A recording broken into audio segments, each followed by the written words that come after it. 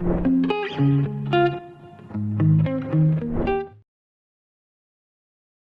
folks, I welcome you all to Scalar Academy's YouTube channel. And this is the first video in the SQL tutorial series. Now, before I start off with today's session, I'd request you folks to subscribe to our channel and also hit the bell icon so that you do not miss out on the notifications. So, on that note, in this session, we'll start off by understanding what exactly is SQL, and then we will go ahead and create our first database and table. So before we do all of that, let's understand what is SQL. So simply put, SQL stands for Structured Query Language. Well, that is just the extension of this term SQL. But what can you actually do with SQL? Well, with the help of SQL, you can communicate with databases. Okay, that's fine, but what is a database? Well, whenever you'd have to store data, and if you'd have to store that data in an organized form, you will need a database. So simply put, with the help of a database, you can store your data in an organized form. So let's understand the example of database and tables with a simple example. So I have got this T set with me. I hope you guys can see this properly. So in this T set, what you can consider is this entire thing to be your database. And in this entire thing, what you're doing is you are organizing your data in a proper structured way. So this entire set you can consider to be a database, and these cups which are present inside it, you can consider to be your tables. And if I'd have to simplify it, what I can say is, let's say if you are studying in a college, then your entire college or all of the information about your college would be stored in your database. And in your college database, you can have multiple tables. So you can have one table for student information, another table for the faculty information, another table for the department information. And this is how you store data in tables, and those tables are properly organized in your database. But there's a catch over here. If you'd have to work with the data which is present in these tables or which is present in this database, then you'd need this language called as SQL. Because without the help of SQL, you cannot extract data from these tables. And this is where, my friends, the knowledge of SQL comes in. So with the help of SQL, you can properly either maybe insert data into this table, extract data from this table, or even manipulate the tables which are present inside this. So now that we understand what exactly is SQL, let's go ahead and create our first database and our first table using MySQL Server. So I've opened up MySQL Workbench over here. Now, before I go ahead and create the database, let's again understand what is MySQL and also what is MySQL Workbench. So MySQL is a database management system. So we know what exactly is a database. And again, to work with these databases, what I need is a database management system.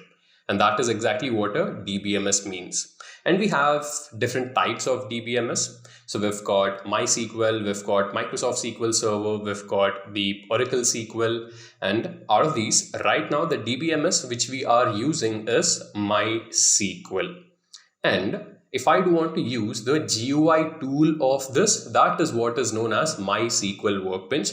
So as you can read over here, MySQL Workbench is the official graphical user interface tool for MySQL.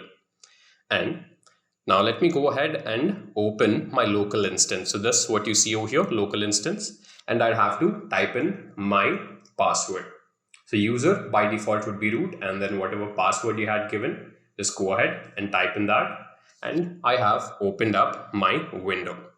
So over here, let me go ahead and create my first database. So to create a database, this would be the syntax. Let me increase the size of it so that you can properly see it. So here I'll write down create a database. And after this, I would have to give in the name of this database. So this create database, what you see are the keywords. So create database, this is the syntax which you would have to use. After this, just given the name of the database. Let's say I given the name of this database as college. After this, let me just put in a semicolon and let me select all of this, and this thunder symbol which you see, just click on that. Now when you click on that, here you would see that create database college, and here you would see in response one row has been affected. This would basically mean that I have successfully created my database called as college. Now, after I've created this database, if I'd have to go ahead and create some tables in this database, I would have to use this database. So for this, I will write down use and then given the name of the database. So the name of the database is college. So I'll just write down use college. Again, I will hit on this symbol. Again, you will see that use college response 0 rows has been affected. Again, this would basically mean that I have successfully selected this particular database. Now that I have selected the database, this is my opportunity to create a table inside this database. So inside this college database, I would want to create a table called as student. And to create the student table, this would be the syntax. So I shall write down create table. So by default, this is what you would have to write, create table. And this is the syntax to create a table in your SQL Server table or SQL Server database. So I'll write down create table, and then I'll go ahead and give in a name to this. So I'll just write down student. So this would be the name of my table. After this, I will give in these round braces, and inside these round braces, what I want to do is I will give in the column names and also the type of the column name. So first, well, if you're a student at a college, you will have a student ID. So for that student ID, I'll just represent that as SID, and then I will give this a data type. So let's say the data type for this is int. Then going ahead, I would need the first name and the last name of this student. So here I'll just have S first name, and the type of this would be variable, character, or var char. And over here, let me just give in. So let's say the first name, the maximum length of the first name could be 25 characters. Then after this, the student would also have a last name, and if this student has a last name, I would create a new column for this, and I shall call that column as, let me just write down last name over here. Again, I will give this a data type. So for this, again, the data type would be varchar. Again, the length of this, I will set it to be equal to 25. So here 25 basically means that the length of the first name and the last name could be anywhere between 0 to 25, but cannot exceed 25 characters. And now, so I've created columns for the student ID, student name, the student last name. I would also need another column for the student marks. So here I'll write down S marks. Again, let me put it to be integer. So this is also set over here. Now I have given over here 4 columns, and also since everything is set, I will end this command with a semicolon. So what I've basically done over here is I've created a table called as student, and the student column or the student table has 4 columns. So the 4 column as student ID, and the data type of student ID is integer. Then we have first name, and this is a variable length character, which would basically mean you can give strings over here. And over here again I have last name, where again you'll give a string, and then you have the marks where it is of integer type, and you end this entire thing with a semicolon. Now let me select this entire thing and let me hit on this. And here, if you look at this, you will see create table student 0 rows affected. This again would mean that I was successfully able to create this table called as student. Now let me delete this entire thing, and if I would want to see the table, what is present in this table or what records are present in this table, I have a command called as select, or I have the statement called as select.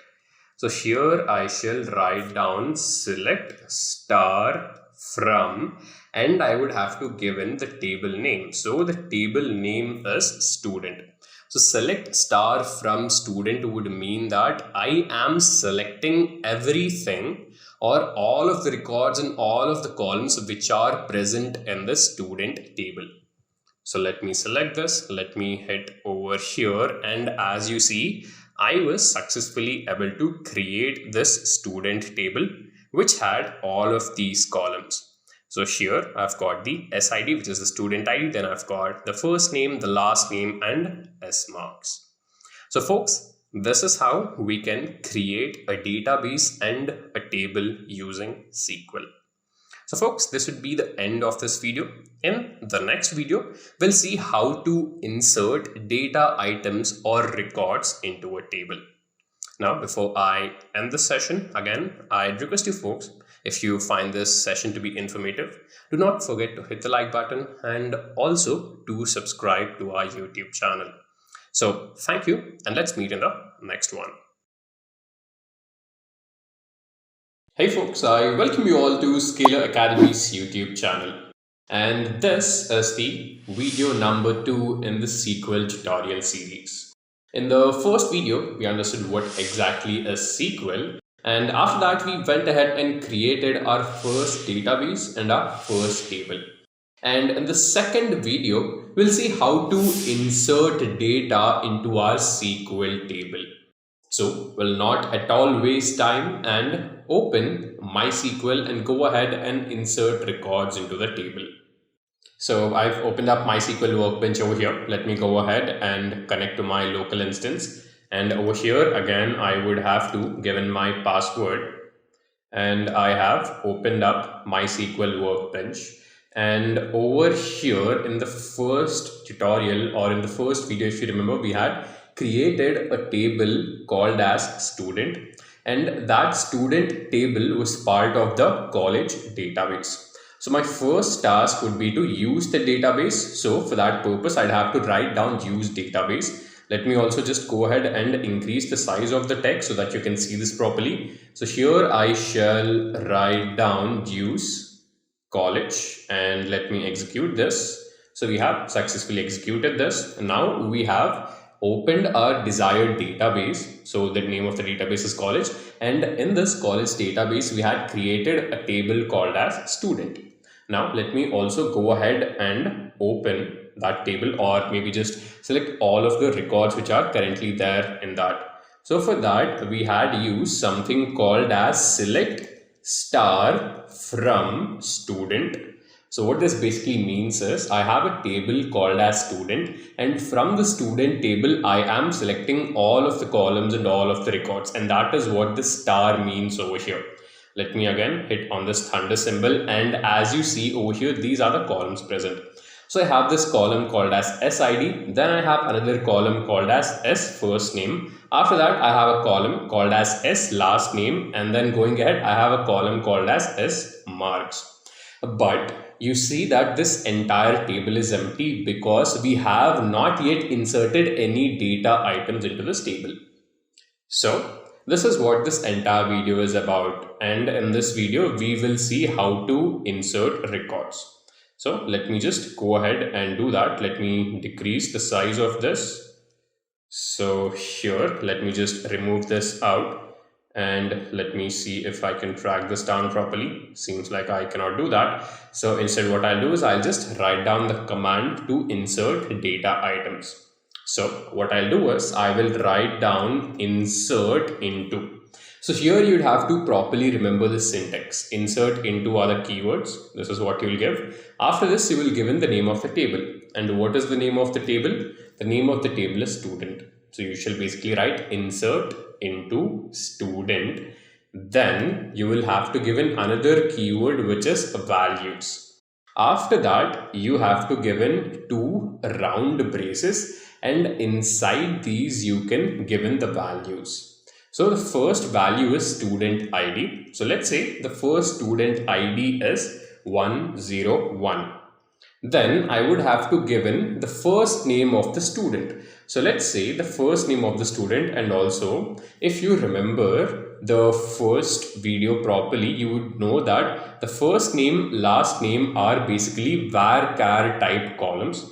And over here I can give in string data type, and whenever I'd have to give in a string, I will enclose that in double quotes over here. So first name, so let's say the name of the first student is, I will write down Annie, and I would have to give in the last name as well. So let's say the last name of this person is Cleopatra. So student ID is 101, first name is Annie, last name is Cleopatra, and I'd have to give in marks as well. So let's just say Annie Cleopatra has scored around 87 marks. Now I will put in a semicolon over here, and I'll select this entire thing, and I will hit this thunder symbol. And we have successfully inserted this into our table. Now, just to verify this, what I'll do is I'll delete this entire thing, and I shall again write down select star from student. And now if I hit this thunder symbol, you will see that I have inserted these values. So we've inserted the first student, or the details of the first student. So SID is 101, first name is Annie, last name is Cleopatra, and this person has scored 87 marks. Now similarly, if I would want to insert the details of the second student, I'll do the same thing. So let me just write down insert into, then I need to give in the name of the table, which would basically be student, and I will give in the keyword values. Again, given this round braces over here, now let's say the next student ID is 102. Now the name of this person is, let me just write down John, and the last name would be Smith. So let me just write this down properly. So this person's entire name is John Smith, and John Smith has scored, let's say, 56 marks. And let me end this syntax with a semicolon. Now I'll select this entire thing, I'll click on this, and we have again inserted this. Now just to verify, I'll delete this. Again, I will use the select statement. So I'll write down select star from, and I would have to give in the name of the table again. So the name of the table is student. Let me write down student over here. Let me end this with a semicolon, and I'll execute this. So right now you would see that I have also inserted the second record, where the student ID is 102, student first name is John, student last name is Smith, and this person has scored 56 marks. So folks, this is pretty much it for this video, where we have learned how to insert records into a table. So on that note, I will sign off, and before we actually end this video, I request you folks that if you found this session insightful, do like the video and also subscribe to our channel. So thank you very much, and let's meet in the next one. Hey folks, I welcome you all to Scalar Academy's YouTube channel. And this is the third video in the SQL tutorial series. And in the previous two videos, we learned how to create a table and also how to insert records into our table. And in this particular session, we will see how to work with the where clause and filter out records on the basis of this where clause. So before I actually head to the coding, I request you guys to like this video and also subscribe to our channel. So on that note, let me open up MySQL Workbench. So I've opened up MySQL Workbench over here. Let me go ahead and select my local instance and also put in the password. So the password, I'm typing it over here. Let me hit enter, and we have successfully opened up our local instance. And I would again open up the student table which we had created in the previous video. Now, if you would want to know how to actually create a table and insert records into a table, you can follow the first two videos, and you will find the link for these two videos in the description below.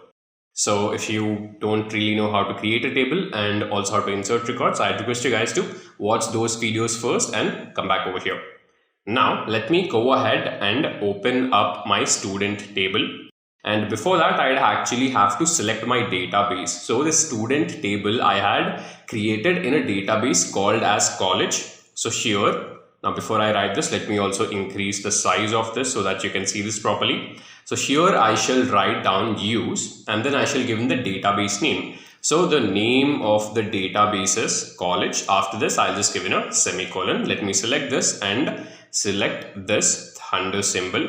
And we have executed this. Now that we have selected our database, so in this college database, I have a table called as student. Let me go ahead and open up all of the records which are present over there.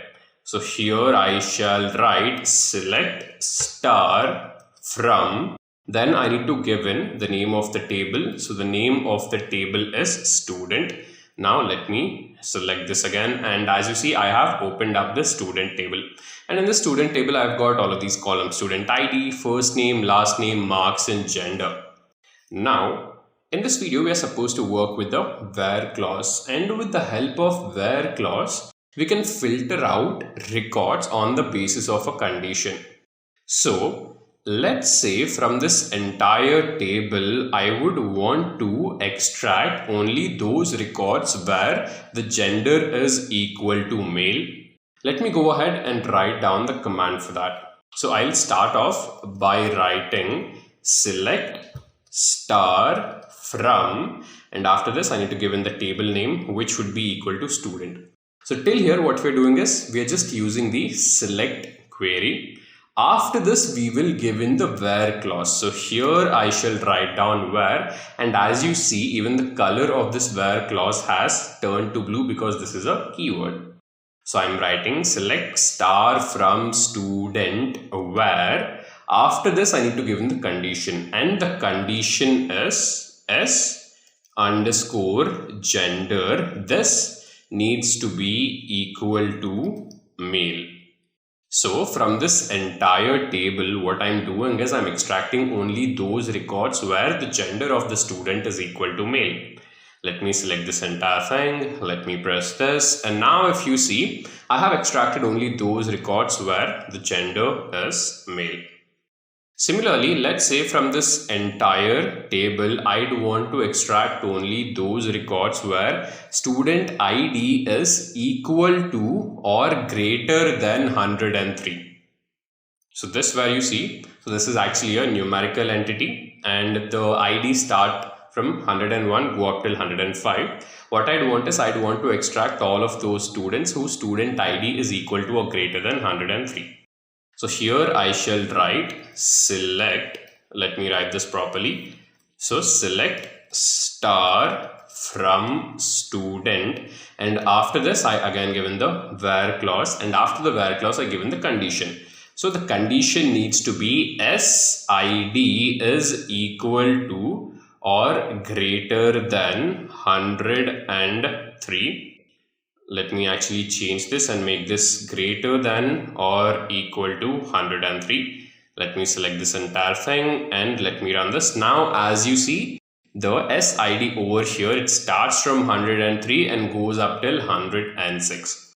Now, let's say if I want the student IDs from 104 or basically upwards of 103, then I shall remove this equal to symbol from over here. Now, if I run this, you shall see that I've extracted only those records where the student ID is greater than 103, and that is why I have 104, 105 and 106. Now, after this, let's say if I'd want to extract records on the basis of multiple conditions. So here I can use the AND operator as well as the OR operator. With the help of AND operator, I'll be basically extracting those records where both of the conditions are satisfied. So for that, let me show you the entire table for you guys again. So I shall again write down select star from student. Now from this, what I'd want to do is I'd want to extract those students where the gender is male and marks scored by the student is less than 50. So if we see from this entire table, we see that there is only one particular record where the gender is male and marks scored is less than 50, which is basically this student, and the name of the student is Matt Cooper. So for this, what I want to do is I'll again start off with the same thing. So we shall have select star from student. After this, I shall give in the where clause and I will follow it up by giving both the conditions. So let me give in the first condition. Select star from student where the first condition needs to be gender. So I shall write S gender is equal to, let me write down male over here. After this, I shall integrate it or combine it with the second condition using the AND operator. So this what you see is known as the AND operator, and with the help of this I can combine two conditions together. Select star from student where S gender is equal to male and the second condition needs to be S marks. Let me write this properly. So S marks needs to be less than 50. Now I shall select this entire thing and I shall execute this. So as you see over here, there is only one student and the student is Matt Cooper, and as you see, Matt Cooper, his gender is male and his marks are less than 32. Now after this, I would go ahead and show you the entire table again. So let me write down select star from student, and these are all of the records over here. Now again, let me show you another command with the help of the AND operator. So here, now let's say I do want all of those records where the gender is female and marks are greater than 50. So let me also write a command for that. So here I shall write select star from student where, after this I need to write down and to give the first condition, and this time the condition would be S gender is equal to female. I'll follow it up with the AND operator and then given the second condition. So the second condition is S marks greater than 50. Now let me execute this. I'd have to write from over here select star from student. Now let me execute this, and as you see again, there is only one student and the name of the student is Annie Cleopatra, whose gender is female and who has scored 87 marks. Now we'll go ahead and work with the OR operator. Now before I do that, let me again show you the entire table. So I shall again write down select star from student. I'll execute this, and from this, let's say I do want all of those records where either the student ID has to be less than 104 or the marks of the students are greater than 50. So what I'm doing is I'm basically giving in two conditions over here. The first condition is the SID needs to be less than 104 and the marks needs to be greater than 50. So by that condition, seems like we'll be extracting all of that. So what I'll do is, since I want both the cases, so I shall maybe put in the gender condition. So either what I'll do is the SID has to be less than 104 and maybe I'll put the gender as equal to female. Let me just write that down. So select star from, I shall write select star from student where the first condition needs to be S underscore ID is less than 104. After this, I shall write down, I'm giving an OR operator over here and I'm combining this OR operator with the next condition. So the next condition would be S underscore gender is equal to female, and let me go ahead and execute this. So here what is happening is if either of these conditions is satisfied, we'll get the result. So what we'll get is, so we've got 6 records over here. And with the help of this condition, so this says if student ID is less than 104, which would mean that we'll get the top 3 records over here. And along with that, since we're also giving in the second condition, which is S gender is female. Now here, even though the student ID is 106, which is greater than 104, but as you see, the gender is female, and that is why we'll also get this particular record. So let me select this entire thing.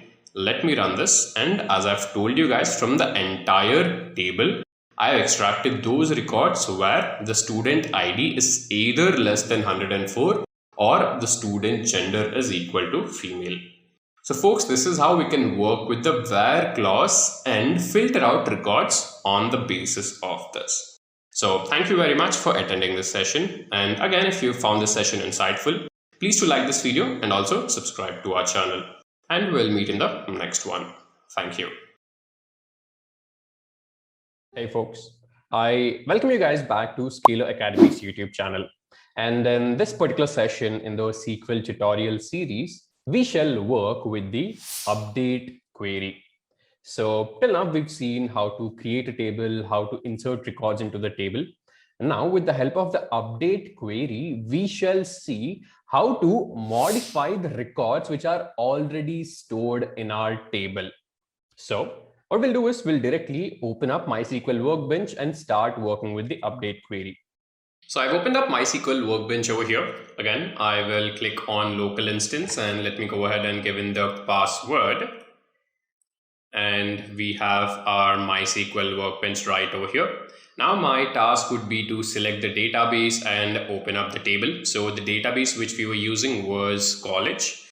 So here I shall write down use college. Let me select this and I will click on this button. So I've selected the database. Now what I'll do is I'll go ahead and use the table which is present inside this. So the name of the table is student. So to look at all of the records which are present in the table, I shall just write down select star from student. Now again, I will click on this and as you see, these are the different columns which are present and these are all of the records. So as of now, it seems that we've got 6 students and we've got their names, we've got their marks and we've got their gender respectively in this table. Now, what I'd want to do is, let's say if the marks which Anne Cleopatra has scored, it's actually 97 and not 87. There has been a mistake while storing the data.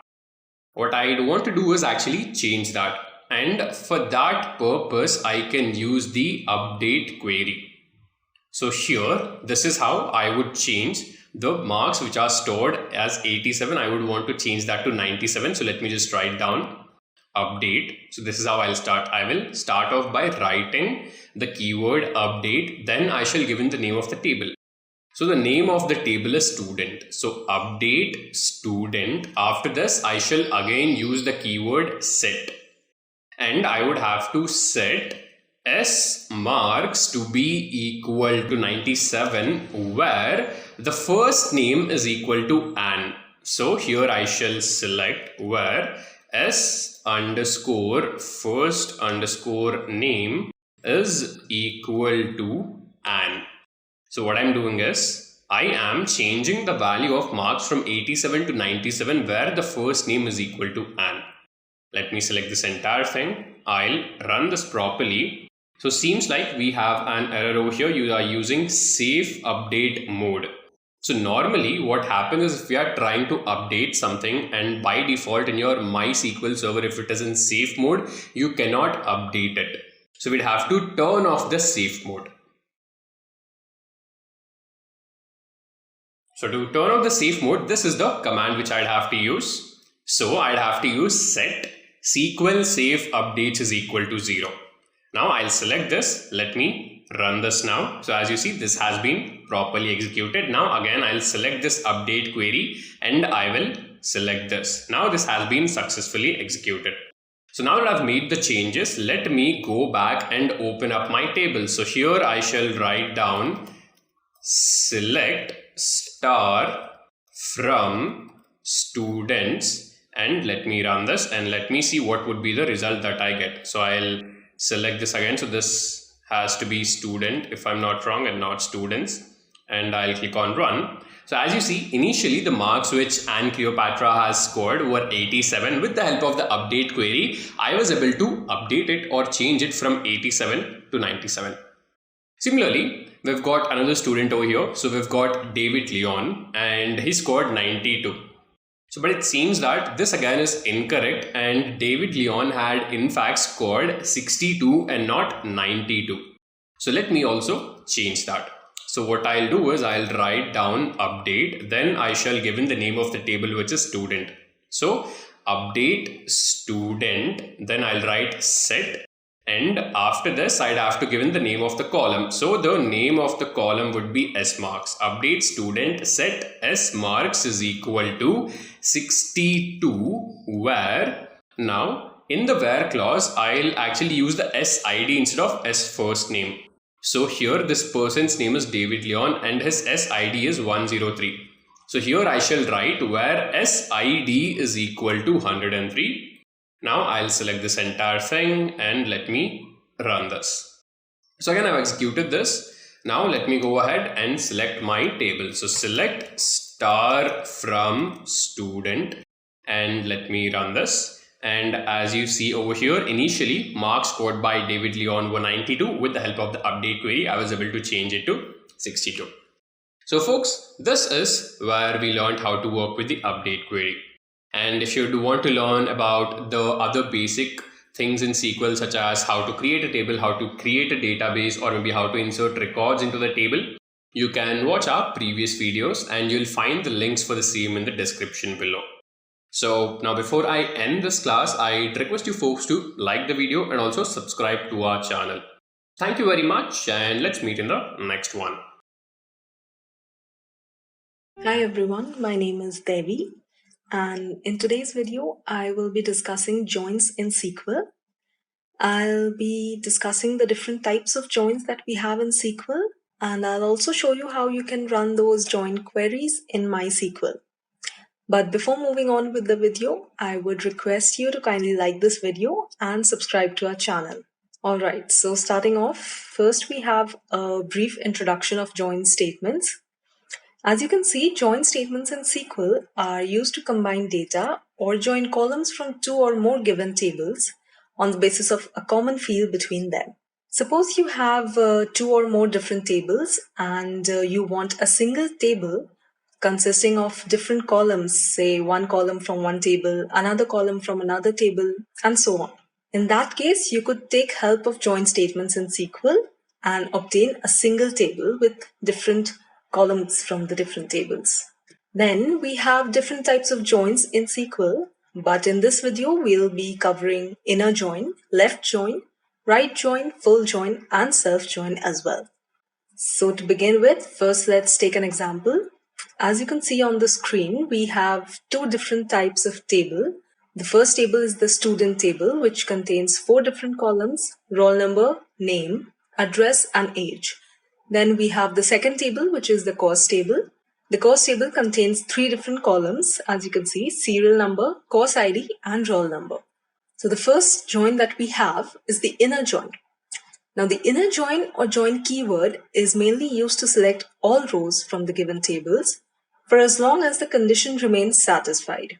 Now the resultant table that you get is formed by combining all rows from both the tables where value of the common field will be the same. So, as you can see, the syntax for inner join is given right here. It goes like select table 1 column 1, table 2 column 1, from table 1 inner join table 2, on table 1 matching column equals table 2 matching column. Now here, table 1 refers to the first table, table 2 refers to the second table, whereas matching column refers to the common field between the two given tables. Now for the given tables, the inner join query would be select course ID, student name, student age, from student inner join course, on student roll number equals course roll number. Now what this inner join query does is that it gives you a single table which contains the three columns: course ID, name, and age. And these columns are taken from the two tables, student table and the course table. And also this is done on the basis of the given condition that the roll numbers must be matching. Here you can see the output or the resultant table on the screen. There's the course ID, name, and age. Moving on, the second type of join that we have is the left join. The left join, which is also known as the left outer join, returns all the rows of the table on the left side of the join and matching rows for the table on the right side of the join. The resultant table that you get displays null value for those rows which have no matching rows on the right side. You can see the syntax for left join here. Select table 1 column 1, table 2 column 1, from table 1 left join table 2 on table 1 matching column equals table 2 matching column. Now for the given set of tables, the left join query would be select course ID, student name from student left join course on student roll number equals course roll number. What you get from this left join query is a set of these two columns, which is course ID and name. And this is given in the form of a single table by joining the student and the course table on the basis of the given condition. You can see the output of the resultant table on your screen. We have the course IDs and the names, and these data is associated with the same set of roll numbers. Okay, so the next type of join that we have is the right join. The right join, which is also known as the right outer join, is quite similar to the left join, but the only difference between the two is that the right join returns all the rows of the table on the right side of the join and matching rows for the table on the left side of the join. The resultant table that you get displays null values for those rows which have no matching data on the right side. As you can see, we have the syntax for right join right here. Select table 1, column 1, table 2, column 1. From table 1, right join table 2 on table 1 matching column equals table 2 matching column. For the given set of tables, the right join query would be select course ID, student name from student right join course on student roll number equals course roll number. What you get from this right join query is a single table which contains the columns course ID and name, and this is done by joining the two tables, student and course table, on basis of the given condition in the query. You can see the output or the resultant table here.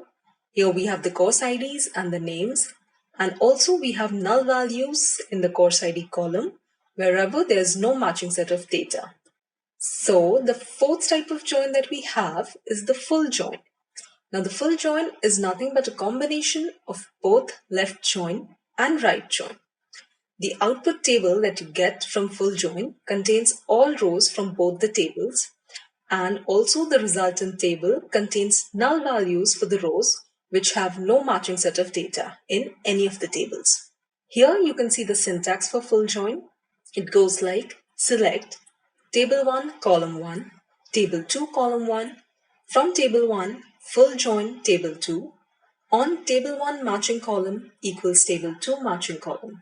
Now for the given set of tables, the full join query would be select course ID, student name from student full join course on student roll number equals course roll number. Now what you get from this full join query is the output or the resultant table which you can see on your screen. Here we have all the course IDs listed on the left side and all the names listed on the right side of the table. And also you can see the null values wherever there is no matching set of data available. Now the last type of join that we have is the self join.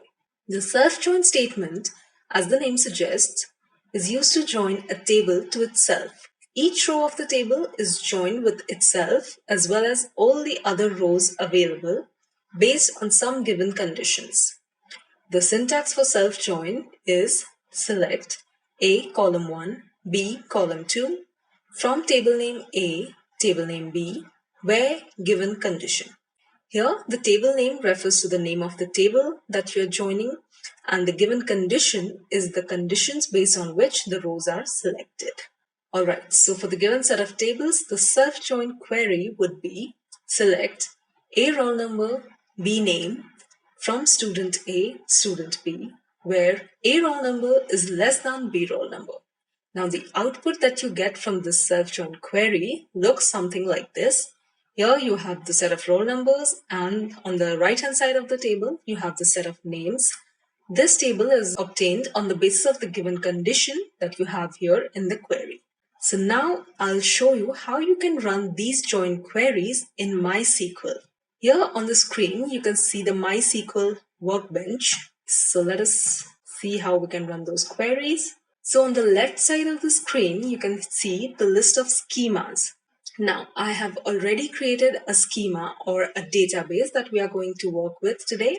Here you can see the database that I have created, user underscore db1.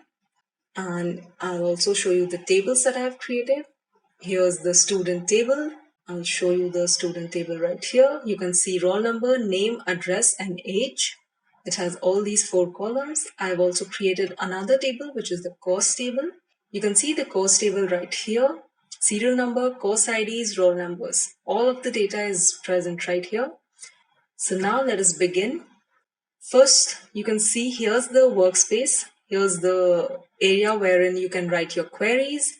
First, let us see all the default databases that we have. This is the query you use for seeing all the default or existing databases. As you can see, we have these default databases and the database that I have created, user underscore db1. So today we'll be working with this database. And okay, so the first query that we are going to run would be the query for inner join. So let me just quickly type in the query. Select course ID. Then we have student name. From student inner join course, we have on student roll number equals course roll number. All right, so now I'm quickly going to run this query and see what we get. As you can see, we have the resultant or the output table here. We have the course ID and the names. Okay, so moving on, the next query would be the query for left join. I'll just quickly type in the left join query. We have select course ID. Then we have student name. From student left join course on student roll number equals course roll number. Okay, so here's the query for left join. Now I'll run this query. Okay, so now you can see we have the output right here. We have the table which has course ID and the name. Also, we have null values wherever there's no matching set of data. So moving on, the third query that we are going to run is for right join. So I'll just quickly type in the query. Select course ID. We have student name. From student right join course on student roll number equals course roll number. Okay, so here's the query for right join. I'll just quickly run this query. As you can see, we have the output of the resultant table right here. We have the course IDs and the names and null values for wherever there's no matching set of data. So now, coming to the full join query, let me just tell you that the full join keyword is not supported by MySQL. So what you can do in this case is you can use a combination of left join, union, and right join keywords all at once. I'll just show you how you can do it. First, you need to type in the query for left join. This is just the same query that we have run previously. Student name from student left join course on student roll number equals course roll number. So here we are done with the left join query. Then you need to type in the keyword union followed by the query for right join.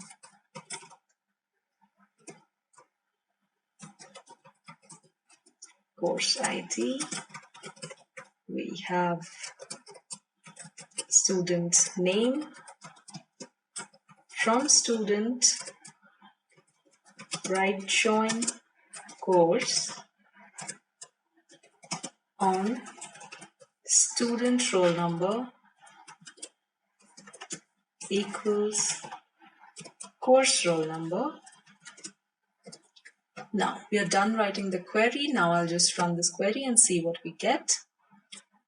Here you can see we have the resultant or the output table with the course IDs and the names and null values for wherever there's no matching set of data. Okay. So the last query that we have for today is the self-join query. Select a roll number. We have B name from student A, student B, where A roll number is less than B roll number. Okay, so here we have the resultant table or the output table with all the roll numbers and the names based on the given condition in the query. So I hope you're clear with the concept of joins in SQL. In this video, I have discussed with you the brief definition of join statements. I have shown you how you can run all the join queries in MySQL. I hope now you're clear with the concept. If you like this video, please don't forget to hit the like button and also subscribe to our channel. Thank you. Hi everyone, I'm Naman Bhalla, and today in this video we are going to discuss about SQL queries and some of the common type of questions that appear regarding to SQL and basics DBA-based knowledge that is required if you want to be good in DBA. So the topic for today is SQL interview questions and concepts. Okay. So today we are going to first start with a basic coverage of different concepts that you need to know before you even start diving into doing SQL queries. You must know that, okay, how data is arranged, how to arrange data, how to structure your database in a good way, such that it is very fast on the queries that you have to do and all other things. Okay, great. So let us first begin with what even data is and why is data important. Okay, the efficiency of any company, any business depends upon the data it has. Okay, I'm like the user data that you have, or you have the data about how people are behaving, and that information is very relevant for you to make business decisions. Okay, so data is of prime importance and at the core of a company's functionality. Okay, now how will you arrange data? To arrange data, you need some kind of system, right? What can be those systems? One very basic way to arrange the data can be, hey, that let me just actually create a file, and suppose I have a data and my data is something about, let us say that we are developing database for a system, okay, for a university. So what will be my data like? Let us say that I am a university. So my data can be like something about students, right? I can have some data about students. I also can have some data about my faculty, right? Or my employees. Let us say for now, let us keep it short and let us say that we have only data about these two things. Now, how might I save it? One way to save it is very rudimentary way that, hey, let me actually create a lot of files on my machine, and then in those machines, let me store the data. So let us say that there is a file, something like students.txt. And let us say that there is another file that is employees.txt. And then suppose you have multiple students. Let us say that there is a student who has a roll number 1 and his name is Abhay. And suppose he has a batch. Let us say that we are storing these three information. We store it something like 1 Abhay, and let us say it is 2016.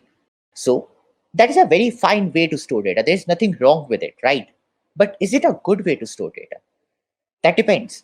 And that depends upon what kind of data that you have, right? So that is where the concept of a database management system comes. That, hey, how will you even store the data? What optimizations will you do so that the storing data is relevant to you? Because you don't just store data, you also use it, right?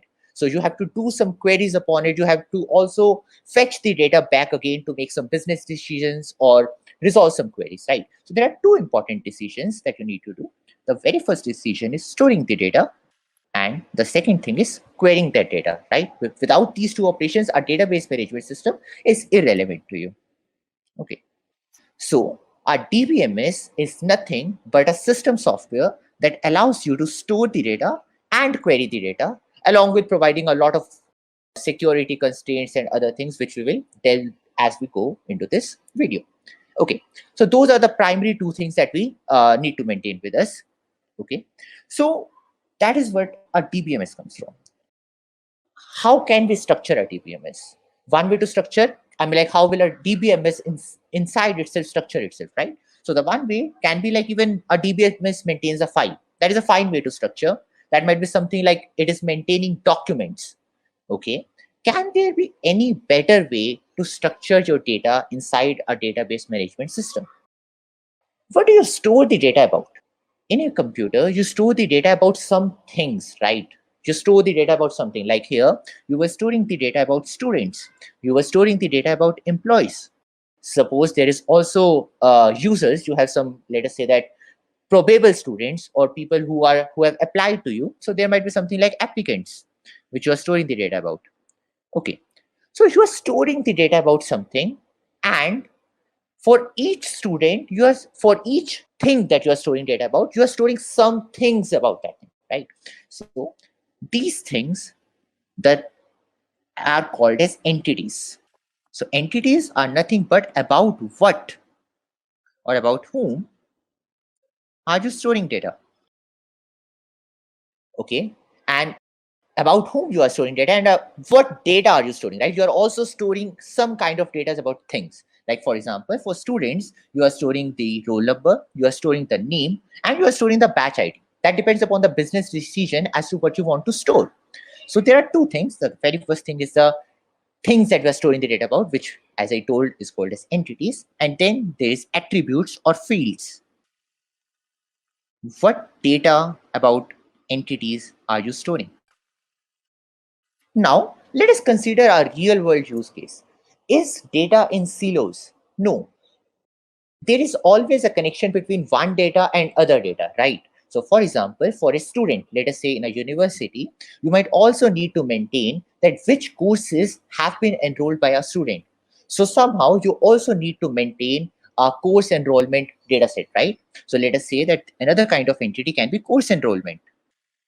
For course enrollment, what do you need to store? You might need to know that what is the course number, and also you might need to store that who is the student who has enrolled for that course. So let us say the two things that you need for a course enrollment is nothing but a course represented by an ID, and also a student, which is probably represented by a roll number. Okay. Now suppose these are the three data sets that your university has. If we see here that, hey, we were maintaining the student roll number here, as well as we were maintaining the student roll number in the data set for this student, we were maintaining that roll number here. So data set is not in silos. Our data at what particular location has some kind of reference to data at other particular entity, right? Okay. This is known as relations between data. So now we observe one pattern in it, that, hey, we are maintaining data about something, and we are also, because we have maintained data about different things, then we somehow need to maintain relations between them.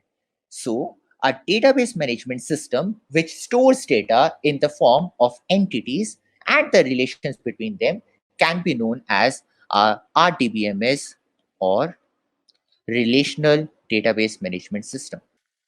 Okay. What kind of RDBMSs exist? There are different varieties of RDBMS that exist in the open source industry and are used very widely by different companies. Some of the popular examples can be MySQL, and another popular one can be PostgreSQL. Okay.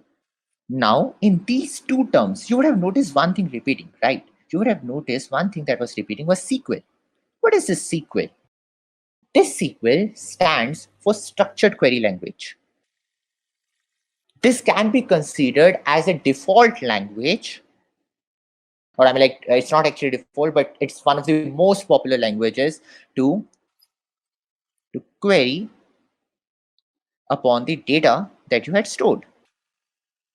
Because, as we recalled earlier, whatever data that you have stored has also needs to be fetched, right? I mean, like if data is just stored, it's of no importance to us. It's just increasing your storage. I mean, like it might be relevant to us in the future, but anyways, at one time we do need to assess it, and that is why we are storing it. Okay, cool.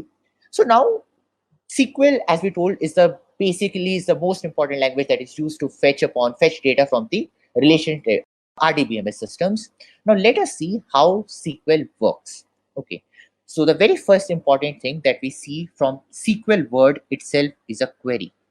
What is a query? A query is nothing but a statement that you execute to fetch the data from an RDBMS. What is one important thing about computers? One important thing about computers is they do what you tell them to do, right? But they also require that you should be very well defined. You can't just say random things to it and expect that it will fetch you the exact results that you wanted, right? So you need to be very well defined. So you need to know that how do I write queries in SQL, right? Otherwise, you won't get the data that you actually intended to get from the SQL query.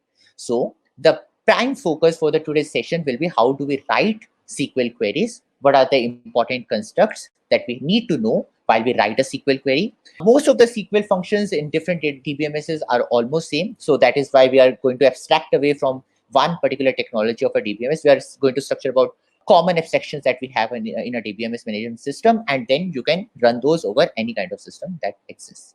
Okay. So the very first type of query, the very first important function or important feature to do a query is the select statement. This select statement is the most important thing that you need to know to run any query. What does select do? I mean, if we just go by the definition of the word, select means selecting something or choosing something from the data that you have, right? So that is the whole function of a select statement. So a very simple select statement can be that, hey, suppose you have a student table and you are maintaining three things about a student. Let us say that he has an ID, he has a first name, he has a last name, okay? And you need to know that, hey, who is the student who has an ID of 1? Suppose that is the thing that you need to know. And there are multiple students. Let us say the student with ID 1 has a first name of A and a last name of P. Then there is a student with ID 2 who has a first name X and last name Y. And you need to know that what is the first name and last name of the student who has ID of 1. So you basically need to know A and P. How will you use the select statement to write this? It's very simple. You will say select. What is this? This is first name. So I need to select the first name. What do I also need to select? I also need to select the last name. So select first name, comma last name. Where do I need to fetch from, right? So suppose someone asks you that, hey, you need to get this thing. I just tell you that, hey, you need to get suppose a biscuit. Where will you get that from? You will ask me that where should I get that from, right? So that information is relevant. So the next thing is from. Where should the query language get the data from? So suppose it gets from a particular table. The name of the table is student. So select first name, comma last name from student table.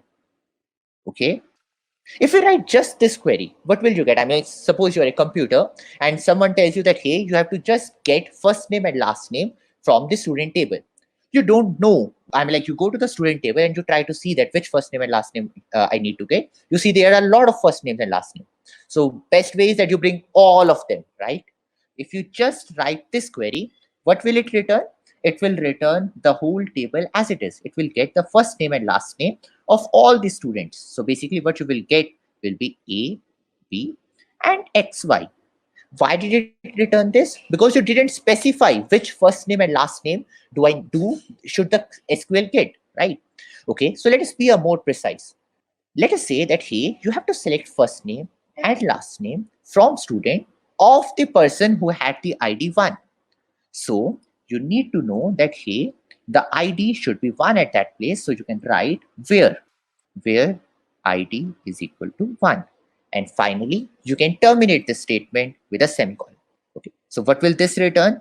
This SQL query will return you A and B. And why will it return? This is because of three statements that we just saw here of SQL, that is select, that is from, and that is where. These are the keywords in the SQL query language. Great. So I think this basic idea about a select statement is clear now. Now let us discuss about a subquery. I mean, like, we will be discussing multiple of these where clauses from in depth, but let us first discuss the basic high level concepts before we delve into details. Let us discuss what a subquery is. Now, let us say that you need to give degree to some students. You are a university, you need to give degree to students, right? The students who are just going to pass in this particular year. Okay, now how will you give degree to those students? Suppose you have two tables. The one table that you have is a students table. Okay, in this students table, you have an ID, you have the name of the student, let us say, and let us say that you have batch. Okay, suppose this is a simple student table that you have, and you need to give degrees to the students who are going to pass in batch 2020, let us say. So then someone comes to you that, hey, some of those people who had the batch of 2020 are actually not going to get the degrees because they failed in some courses. Then you ask that, okay, where should I know that which students failed? So that person tells you that, hey, there is also a table that is failed students. In those failed students table, you have IDs of the students who have failed. Okay, so now you need to give degree to those students who have the batch of 2020 but have not failed. So somehow you now need to use what is here to give the result of your final query. How will you do that? To know which are the students who had failed, you need to select all the IDs of students from here, right? So somehow you need to select IDs from failed students. Okay, but the task that is given to you is not to fetch the IDs of failed students. The task that is given to you is to tell who are the students who are going to get the degree. Who are the students who are going to get the degree? Those are the students who actually have the batch, who actually have the batch of 2020 in the students table. So also you know that you need to do this, that, hey, select ID from students where batch is equal to 2020. Okay, so now you need to select those IDs from this students table where the batch was 2020, but you don't need to select those IDs that were present here, right? So what will you do? One very simple way, I mean, like, one thing we will come to that in later of section of this video. There is also one statement which can do it in one line. But let us say, you can say that where batch is equal to 2020 and ID should not be an ID not in. And where should the ID not be? The ID should not be in the result of query of this particular thing, right? So ID not in, select ID from failed students, right? So here we saw that, hey, we used one select statement inside another select statements, right? This is also known as a subquery or a nested statement. By the way, this not in is a keyword in SQL where you can select those things that are not present in the result of a particular table as well. Okay, but now let us say that you ask me a question that, hey, how does SQL know that these and these are the same thing, right? I mean, like, how will it know that? I mean, there should be a basic thing that whatever data is here should be whatever the data was present in what was I mean, like, retrieved from the earlier query, right? So that is a constraint that SQL asks you. I mean, like, that's your responsibility to maintain that the data type of the data that is taken from here is equivalent to the data that is here. Okay, so that is what a nested statement is. Okay, now what kind of nested statements can be? There can be two kinds of nested statement. First can be correlated. What does a correlated nested statement means? What does a relation with two things means? Relation between two things means that, hey, one of those things cannot exist without the other thing, right? So a correlated subquery is a query in which none of the, I mean, like, in the, which this subquery, this is the subquery, right? Subquery is not independent, but needs the main query to execute itself. So it can't exist independent of each other. So if there is a correlated subquery, then what can be a different kind of subquery? The second kind of subquery can be non-correlated subquery.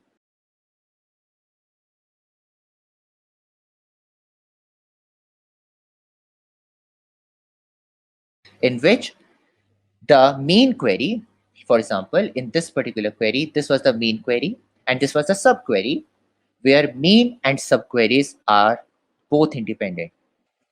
Okay. What do you guys think was the above subquery? Was it a correlated or was it non-correlated? As we can clearly see that in the above example, the select ID from failed students can exist without even the main query existing, right? So it is definitely an independent or a non-correlated subquery. Okay. Okay, so now we have discussed select, but now you also see that we were doing where, right? We wanted to check about, we wanted to do some kind of assertions that, hey, I need to know data about those things. I need to know the data where a particular thing is maintained, right? So let us discuss the common clauses. This where is known as a clause. Okay. So I mean, like, what is a clause? I'm like, in normal term, in normal real day life, you might have thought about clauses in your agreements or contracts, right? Those are the things that you need to check. Those are the things that you need to ensure. So where is also a clause. So let us discuss SQL clauses.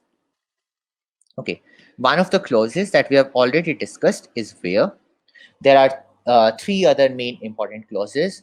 Those clauses are group by, having, and order by. One of the best parts about the SQL query language is that, hey, each of the words in the language are actually very, I mean, like, self-descriptive, right? Because I mean, like, you just see the word and you kind of get an intuition that, okay, what might this thing be doing? What can the where thing be doing? Where clause just allows you to filter the records based upon some conditions.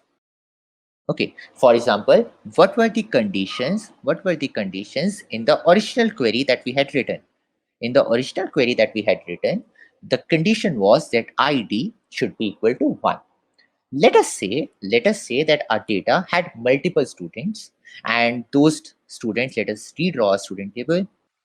In the students table, we again are having ID, we are having a name, and let us say we are having patch.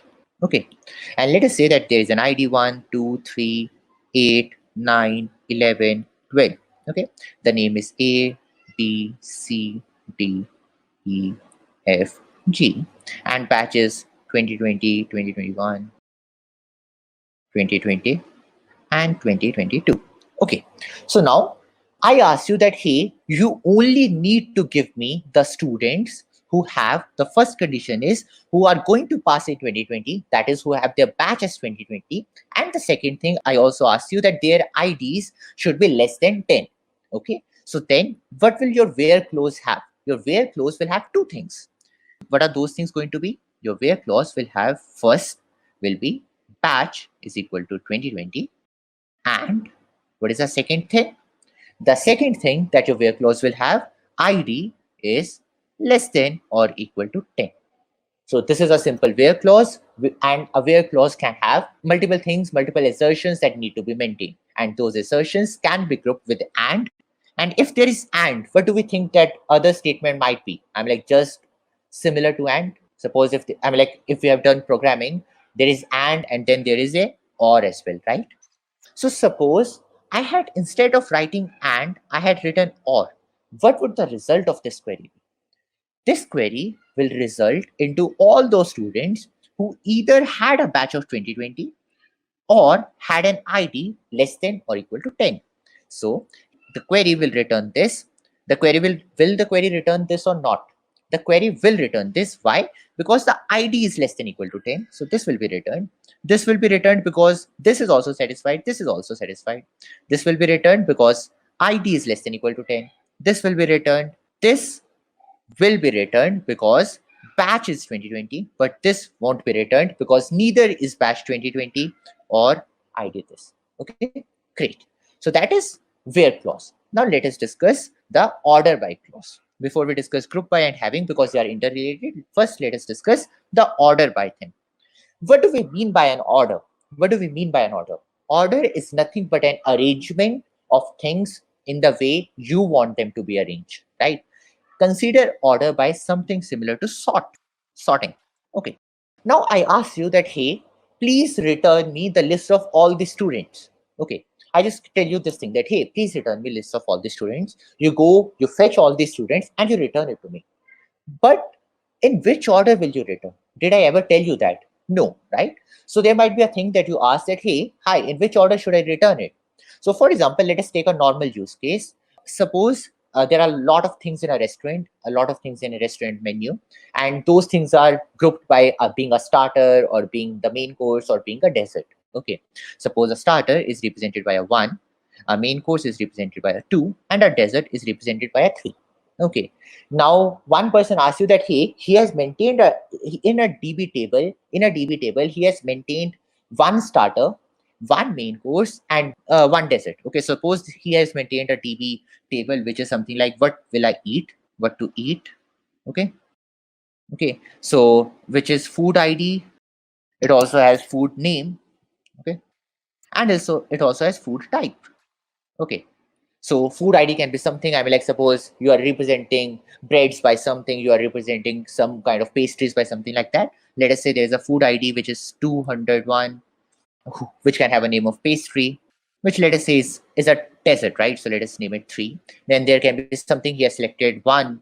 There are multiple things he has selected as main course, so there can be 2 things. Let us say that he has rice and he has some kind of meal or something. Okay, so then there are 100 or 120, and then there is one starter that he selected. Okay, let us say it is XYZ and it has 300.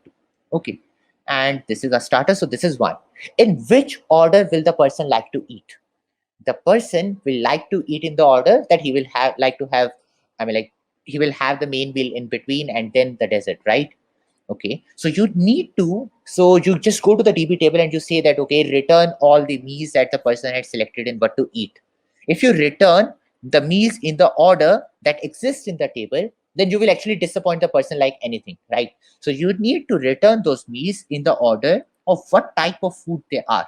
So you should return pre-meal here, then you should return main course, and then you should return the dessert, right? So you need to order the meals that you bring by food type. So how will you do this thing? So you will say select food. Let us say you select the food ID. Where should you select those food IDs from? You will select those food IDs from what to eat. From what to eat. Okay. But in what order will you select those? You will select those in order of food type. So you will say order by food type. Okay.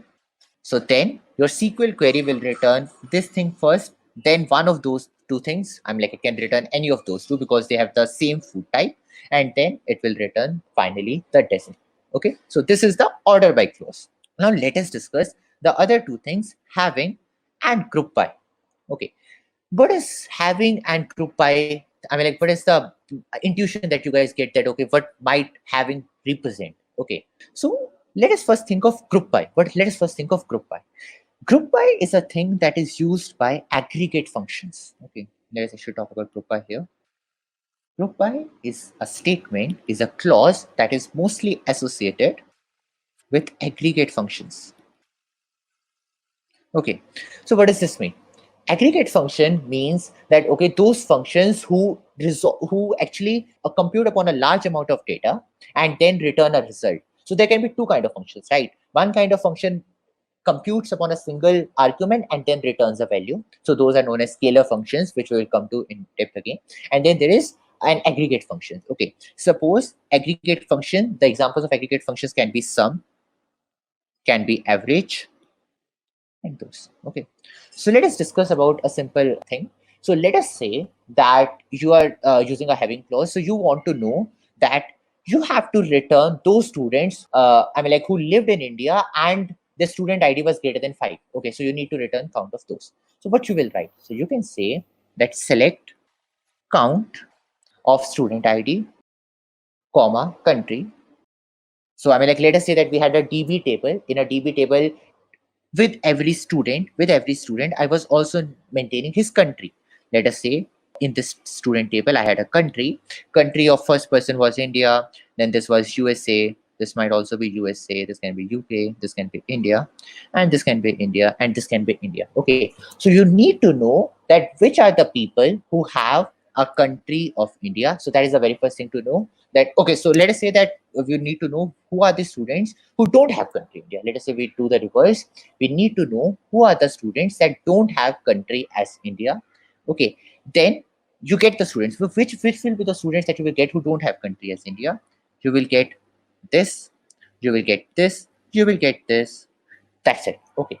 But now you need to order them in some way. Someone tells you that, hey, once you have filtered those students who don't have country India, please group all the students that had a country together, right? So group all the students who had country USA together, then group all the students who had country UK together, and so on. Okay. So how will you do that? You will say that select count of student ID, comma country from students. Okay. Where what should be the thing? The thing should be that country is not equal to IN because IN is representing India. Okay. Okay. Now you get all the students. Now you need to group them by countries, right? You need to group the countries that had USA together. Okay. So group by country. Okay. So all the students that have the same country are now together. That's it. Suppose you return this. What will this return? Now, what a group represents, a group basically creates a single group of people who had the same value here. Okay. So let us decipher this particular query one by one. Okay. In this statement, the very first thing is select from students where country is not equal to India. This thing will give you 2, 3, and 8. So you get these three things. Okay. Then the next thing that you do, you are grouping them by country. So then you get two groups, right? There are two students that had USA and one student that had UK. So now you will get two groups, which are 2B and USA and 3C and USA. And the final one was 8D and UK. Okay. So these two students were in the very first group and this student was in the third group. Okay. Now you have grouped them by country. Now what do you need to return? You also need to return the count of student ID. Basically, how many different student IDs were there where in each groups. So because count is a aggregate function. It works upon a different thing. It works upon a set of inputs and returns the number of inputs that are there. So what will be here? It will be 2. What will be here? It will be 1. So what will it return? It will return 2 USA and 1 student from UK. So writing this query helps you to find the number of students from each country where the country is not India. Okay, I hope that is clear. Now let us discuss having. Suppose I have written this query. Okay, and then I tell you that please return only those countries. Please return only those countries where the number of students were greater than 1. Okay, so you need to return only USA and not UK. Okay, so having allows you to do filter on aggregate queries, filter on aggregate functions. So you can say that where having the count of student ID. So you can here write having count of student ID, or let us say ID, which is greater than 1. So if you write this thing, you are only going to get USA. So the difference between where is just a filter upon a normal attribute value, whereas having is a filter upon an aggregate function, the value returned by an aggregate function. So the question is why we use having instead of where clause in group by clause. So having actually used to, because see, once you have done group by in functions, then you need to do some kind of query upon these groups, right? So consider this as different, that you have done a grouping. Here you have done a grouping, and then out of those groups you are selecting particular groups that had something as this. Okay, so that is why you need to do a having kind of thing. Okay, great. Now we had actually, when I was discussing this particular thing, that hey, let us say that we had to select the students who we were giving degree to. Okay, then I tell you that hey, we also don't need to select the students who actually failed. I told you that hey, we will run one query and then we will run a subquery, and the basically whatever the value was not in the second subquery, we will put in a not in clause and then give, right? This thing can be done in one query in SQL. So let us discuss three functions, which are union, minus, and intersect. Okay. By the way, I'm like, if you have studied set theory, these clauses seem very similar to what we discussed in set theory, right? Is there any kind of relation between set theory and why these terms are like that? Yes, there is. The reason for that is because the relation that RDBMS system, when they were actually originally the paper of RDBMS actually is representing all these things with notations of set theory. So an RDBMS is nothing but a implementation of set theory, that okay, how you will be doing operations upon data in terms of how you do operations upon set. Okay, so each table is actually a set and not ordered table. So that is why there is no guarantee as to how the data will be arranged in the table. It might happen that this data is somewhere here or this data is somewhere here, because these are sets and not tables. Okay. Achha. Now let us discuss union, minus, and intersect. What is union in a set? What is union in a set? In a set, let us say that we have two sets, A and B. In one set, we have three things, 1, 2, 3. We have four things here, 4, 2, 1, and 5. What is union of A and B? By the way, union in set function is represented by U sign. So what is AUB? This is nothing but 1, 2, 3, 4, and 5. Basically, union is the combination of all the values that is present in any of those two sets, right? If you also notice here that, hey, 1 was present here as well, but 1 was present here as well, right? But in A union B, we got 1 only once. So a union removes duplicates, returns duplicate only once. But what if you want to return, if 1 is present here and here as well, you need to return it twice. What if you want to return 1, 1, 2, 2, 3, 4, and 5? For this thing, there is a union all in SQL. Okay, union all keeps all the duplicates. Okay, so what the union statement basically does is union statements returns all the values that are present in any of the sets. Okay, now what is minus?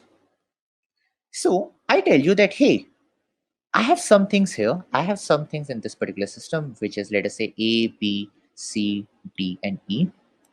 These are some things here. I tell you that you need to return everything that is here, but should not be here. Okay. So what will you return? I mean, like, suppose, let us say that you have 5 things and 2 things. You need to return every of those 5, but those 2, but not those 2. So you do 5 minus 2, right? In maths, you do a 5 minus 2. Similarly, in sets, you can do a set A minus set B. Suppose this is represented by set A. This is represented by set B. If you do set A minus set B, you will get all those queries that are here. I mean, like, they should be here, but they should not be here. Suppose there was an F here as well. So what are the queries that are here? These are A, B, C, D, and E. Okay. And what is the second thing? The second thing is they should not be here. So out of these things, what are the things that are here? So they are B. So B will be removed. That is A. So A will be removed. This is F, but F is not here, so we are fine. And the final return from here will be C, D. Now, do you guys think that we could have actually directly used this minus statement in the previous question? What would we have done? Instead of writing where not in, we could have just done minus here, right? So if we were doing here, we could have just done minus here and we would be fine. Correct? Great. So that is the minus query. And then what is intersect? Intersect is also a set function. And intersect between a set A and a set B is represented by an inverted U sign, and it says it returns values present in both set A and set B. So let us say that set A had the values 1, 2, 3, 4, 5, and 6, and set B had the values 2, 4, 6, 8. Now, if you do A intersection B, it will return those values that are present in both of those sets, right? So it will return something that are present here as well as here. So those are things like 2, 4, and 6, right? Great. Now let us actually, now we understand that, okay, what are these commands doing, but how will we actually write them in SQL? How will we use them in a SQL query? In these SQL queries, these statements are between two select statements. So how will it be represented? So one way can be that he select name from students minus select name from failed students. What will this query do? This query will return all those students, the names of all those students that are students but are not failed students. Now I tell you that you need to return everyone who is a member of my university. So suppose my university can have students and he can have employees, okay? And it can also have other things, but let us say that for now these are the only two things, and you need to return everyone who is member of the university community. So now you need to represent a union of those two things, right? Either that person can be a student or that person can be an employee. So what will you do? You will do select name from students union select name from employees. Okay, now there can be one thing that, hey, I need to select those students who are actually, let us say, living in a particular city, who are living in Delhi. Okay, let us say, how will we do that? So we will say select name from students. Okay, those are all the students, right? And then I have a different table. Let us say my database was arranged like this, that I had a students table and I also had a Delhi students table. Okay, so I need to select all those students that are, first of all, students, and the second thing that they are also Delhi students, right? So I will do an intersect. I will intersect with select name from Delhi students. So this will return me all the list of people who are present in this set as well as this set. Okay, as I discussed earlier, these terms are actually related to set theory, and an RDBMS is more of like sets and not of more like arrays. Okay, or what is a table. Okay, so these are sets. This is set 1, this is set 2, and this is a set operation of intersect. Okay, so there is a query that is it minus or except. This is a minus. Okay. This depends upon different database management systems as well. Okay, depending upon different DBMS system which are implementing, these concepts might be known by different names, but mostly these are known by the common terminology of union, union all, intersect, and minus. Okay, great. Now let us discuss one of the most important topics that are there in database management systems, that is joins. What is a join basically? Now, as we discussed earlier, that hey, data doesn't appear in silos, right? Some of the data might be here. Also, some information about that student might be in some other table, similarly, and so on, right? Let us say that we are maintaining data about an organization. Okay, let us say that we are maintaining data about an organization. So in the organization table, in the organization data set, we have first thing, we have employee table. And the second thing that we have is, let us say, employee salaries table. Okay. Okay. So now the thing is that I need to know the salary of a particular employee. Okay. I need to know the salaries of particular employee, or I need to return to you. Someone comes to you that, hey, please return me. Let us say that this employee table is storing ID. He's storing the first name. He's storing the last name. And let us say that he's he's storing the role.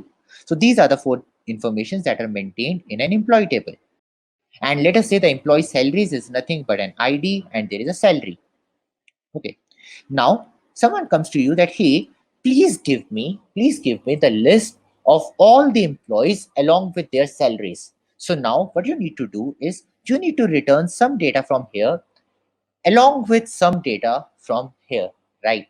So you need to return a group of things. So suppose that there was an ID one, the first name was A, the second name was B, his role was, let us say, he is a CEO, and then the salary of ID one is, let us say, 10,000 some units. Okay.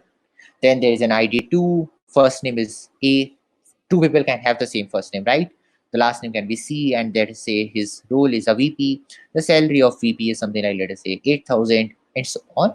And what you need to return?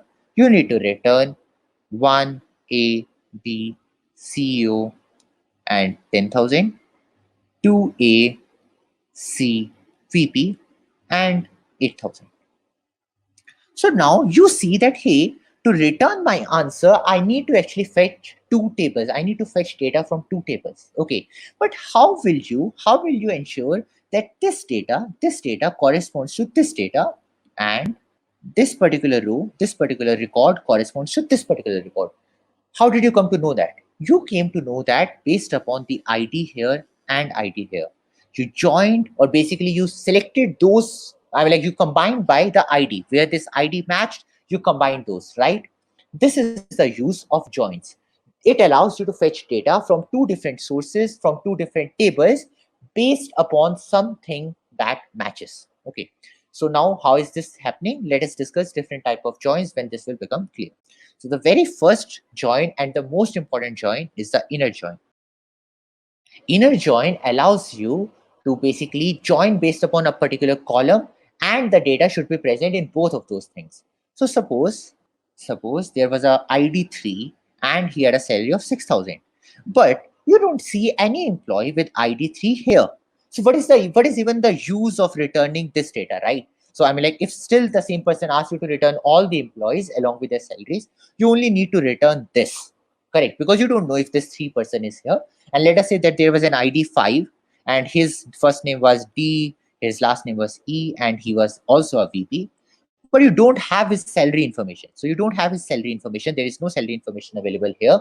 So you only need to return those data whose information is available here as well as here, right? So this is the concept of an inner join. Okay, so let us discuss that how this inner join is going to work. So this is going to, I mean, like, the normal function, how do you write is that select star from first table. By the way, what is this select star doing? This select star does nothing but returns all columns of the table. All columns, okay, not the rows. Okay, so we select star from table A, and then when we have selected everything, so basically I have selected everything from this table, then I also need to select everything from the employee salaries table, right? So then I will also select star from table B. Okay, but I need to join them. I need to join this with the second thing, right? How will I join this? I will see that, hey, ID here matches the ID here, right? So what I can do is, rather than doing this, so I say select star from table A, I select everything from the first table, and I join with what? I join with table B. That's it. This is equivalent to select star from table A, inner join table B. So writing inner join is normally in most of the DBMS is not mandatory. Okay. So when you have done this, you get the result of this based upon these two tables. Why? How it automatically selects that what should I group by? It sees that, hey, there was an ID column here, there was an ID column here, as well as there was an ID column here. Because both of those columns had the same name, so it makes sense to, I mean, like, it makes sense to choose that as the common name and then group by that, okay, and then join by that. So that is the inner join. That is the most common join that is used. The second type of join is left join. This is a left outer join, but let us call it left join. What it says is select everything from left side, and if corresponding values are not there on the right side, fill those values with null. Let us take the above case. So suppose instead of doing an inner join, where the value was present in left side as well as in the right side, I was doing a left join upon this table. So what would I be returning? So I will definitely be returning everything which was from the left side. So I will be returning 1, I will be returning 2, I will be returning 5. But there is no corresponding data for row 5 on the right side. So for those particular things, for all those values of this thing, I will put null and null in the salary. So what will I be returning? I will be returning 1 who has a first name of A, B, CEO, and his salary is of, let us say, 10,000. I will be returning 2 A, C, VP, who has a salary of 8,000. I will also be returning this because this is a left join. So I will be returning 5 D E VP, but I don't have any information about this. So I will replace this by null. So this is the left join. As there is a left join, so obviously the opposite also has to be true. So the opposite is right join. What this right join means? This right join means select everything from the right side. Now you have to do the first selection on everything that is on the right side. Now, if the corresponding data of the similar column is not available on the left side, fill the left side with null. Okay, fill the left side with null. If corresponding data is not available on the left side, fill the left side with null. So what will it return? It will return 1, it will return 2, it will return 3. For 1 and 2, there is the data on the left side, but not for 3. So what I will be returning will be 1, 2, and 3 are the IDs. For 1, I know the first name, I know the last name, I know the role. So this is CEO, and I also know his salary. Okay. For 2, I also know everything. So I know that his name is A, his surname is C, it is a VP, and it is 8,000. But there is a person 3 whose first name and last name I don't know. So what will I return? I will return I will return null, null, null, and 6,000. So this is a right join. Okay, so we have done left join, we have done right join. What can be other thing? The other thing can be, if there is, select everything from the left side, select everything from the right side. If left side has corresponding data in right side, obviously do the join. But if there is no data on the right side, fill with null. Similarly, if there is something on the right side which doesn't have a corresponding data on the left side, fill that with null. So it's a combination of left join plus right join. And what will it return? It will return, and I'm like, it's known as a full join as well. Full join. Select everything, join if a match, else fill left side or right side by null, depending upon the situation. So let us see what will be the full join output for this particular table. I will be returning everything from the left side, right? So I will be returning 1, I will be returning 2, I will be returning 5. So it will definitely be returning at least these 3 things. Okay. But I will also be returning 3. So I will also be returning 3 because it is present on the right side, but it is not present on the left side. So I will also be representing this thing. So if you see, this is the output of left, this is the output of right. What is the output of a full join? Output of a full join is nothing but union of left and right, right? So basically, what will be the output of a full join? It will be 1 A B CEO who has a salary of 10,000. Then there is 2 A C VP who has a salary of 8,000. Then there will also be 5 whose name is D E. Then he's a VP, but I don't know his salary. But I am also doing a right join, so I will also be returning this. So it will be 3 null, null, null, and I know his salary is 6,000. So this will be the output of a full join. Now there is one more thing that that is also there. That is a cross join. So let us say that we have 2 sets. Basically, each select query is nothing but a set, right? So we have a set A and we have a set B. And there are multiple values here. Let us say they are A. These are different rows, right? So these are A, B, C, D. These are, let us say, F, G, and H. Okay. If we have 2 things, if we have 2 different sets, and you have to make a Cartesian product or a cross product, Cartesian or cross product. Okay. What this means is that, hey, combine all the values from the left side with all the values of right side. So basically, what will be the final output?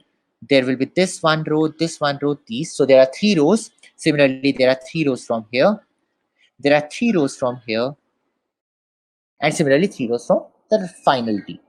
If there are 4 values in the left side and 3 values in the right side, how many values will be there in the final set of the cross join?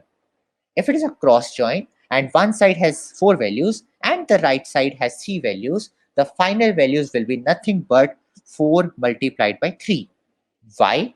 because each row on the left side is going to produce 3 rows, because it is going to be combined with every value on the right side and thus produce 3 rows each of those. So we'll be getting 4 into 3, which is 12 as the final table. Okay. So there's a question that what if there are more than 2 tables? If there are more than 2 tables, you can use just parentheses to say in which order do you need to find the outcome. Okay. And all these functions are actually commutative. I mean, like union and intersection functions are commutative. So any of those order works. Suppose you have to do intersection of 3 sets. Okay. So then you can do select star from A, then you can do union, select star from, let us say, B. Now, whatever all these values we got from here, then we need to do intersect select star from C.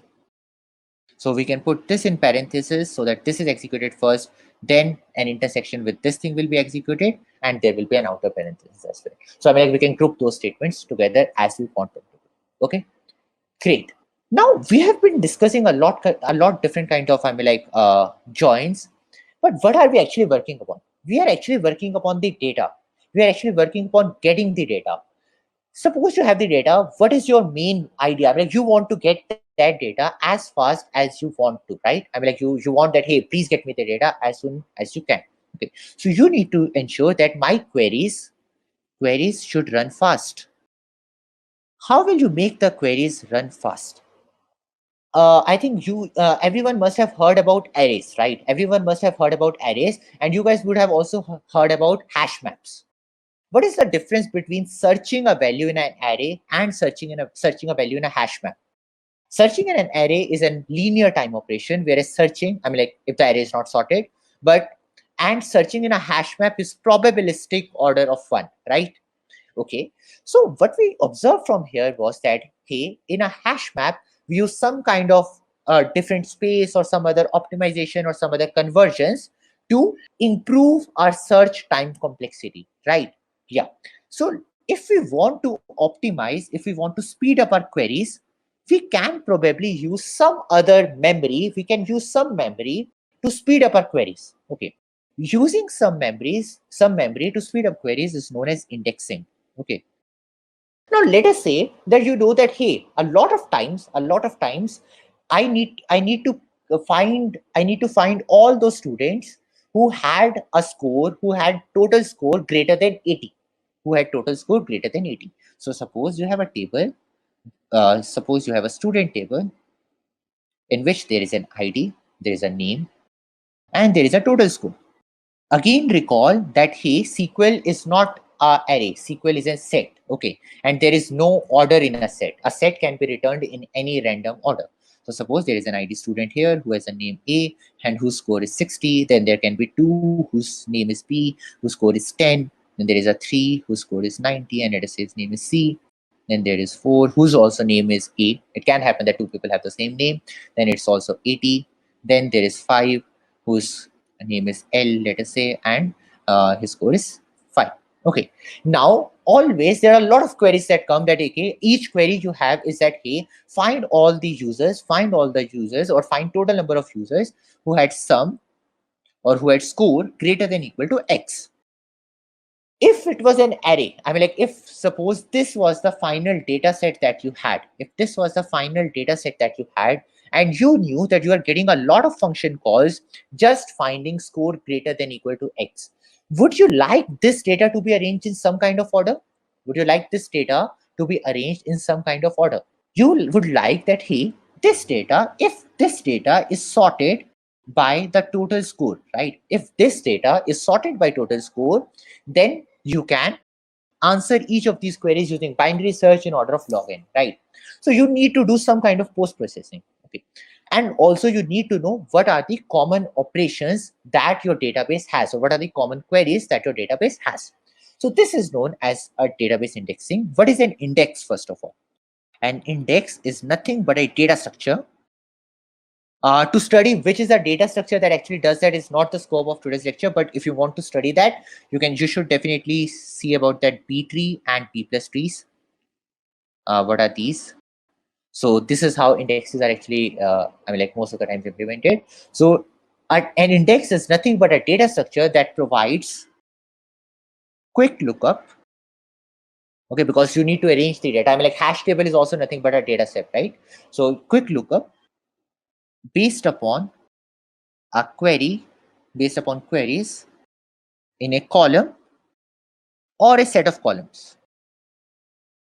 What do I mean by set of columns? Why set of columns? Okay, sometimes it can happen that, hey, suppose a lot of times that you have queries that are actually not just based upon a particular column, but are based upon a conjunction of multiple columns, right? That all the students who have a name beginning with, let us say, B, name beginning with B, and who had a score of less than equal to 80. Okay, so then you probably need an index upon two columns, which can be name, and the second thing can be total score. So how to choose which will be the columns that you will index upon, that depends upon what your application is showing. What data is your application assessing a lot of times? If you see that a particular data is being assessed a lot of times, it makes total sense to add an index over those particular columns. How will you create an index, by the way? To create an index in SQL, you run this. So you run a statement like this, create.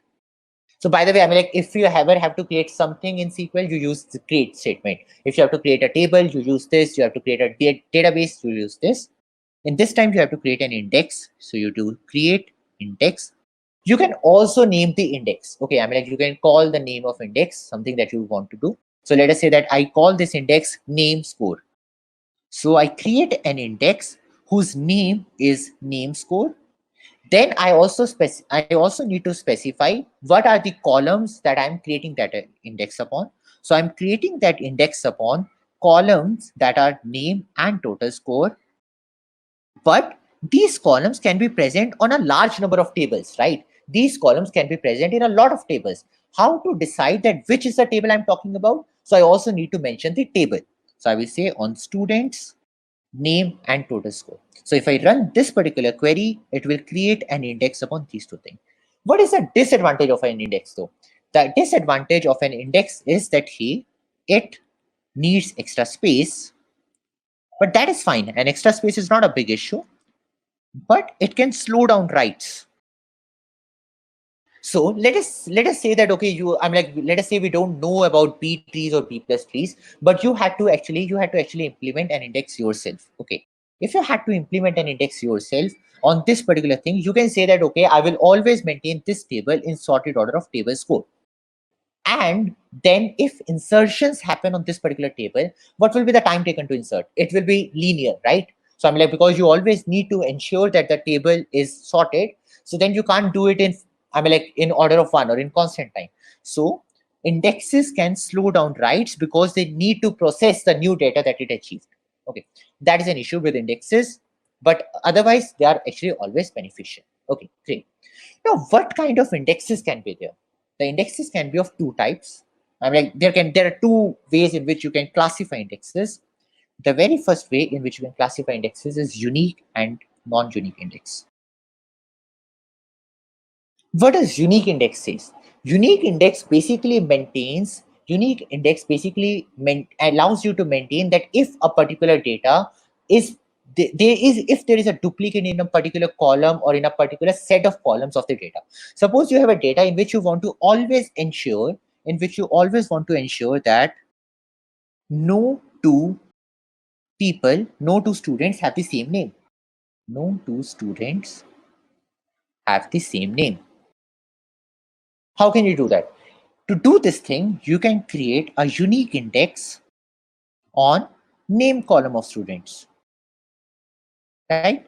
So what will happen is that at any write, whenever a write happens, it will check the index if a constraint that was set in any of the index is being broken or not. Okay, if we had not indexed this thing, checking this would have been a more complex operation or a more computationally expensive operation. But as we have maintained an index over that particular column, it immediately allows me to check that if that constraint of uniqueness is being broken or not. Okay, so unique indexes are there to ensure some constraints in there. Then what is the definition? I mean, like, why is there a need of non-unique indexes?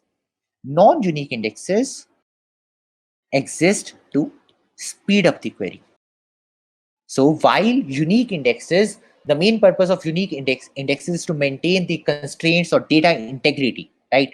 They need to ensure that the data integrity is maintained, but the function of non-unique indexes is only to speed up the queries. Okay, and that is the biggest advantage that non-unique indexes have. Okay, now there is also another way in which we can classify the indexes. This way is known as clustered and non-clustered indexes. Okay, the very first thing that I told you was that, hey, database, a relational database is not a table, but it's a set. Okay, so that means there is no definite order in which the data would actually be stored in memory, right? It could be stored in any way. Okay, now if I tell you that my query is always to select people in order of their roll numbers. If I say that I have a student table again, okay, I have their roll number, and let us say that I have their name. And I tell you that my queries are always going to be selecting students in the order of their roll numbers. But as the databases are set, so the roll numbers can be arranged in any order. So 3 can be here, 2 can be here, 4 can be here, and like this, name is A, name is B, name is D, let us say name is C.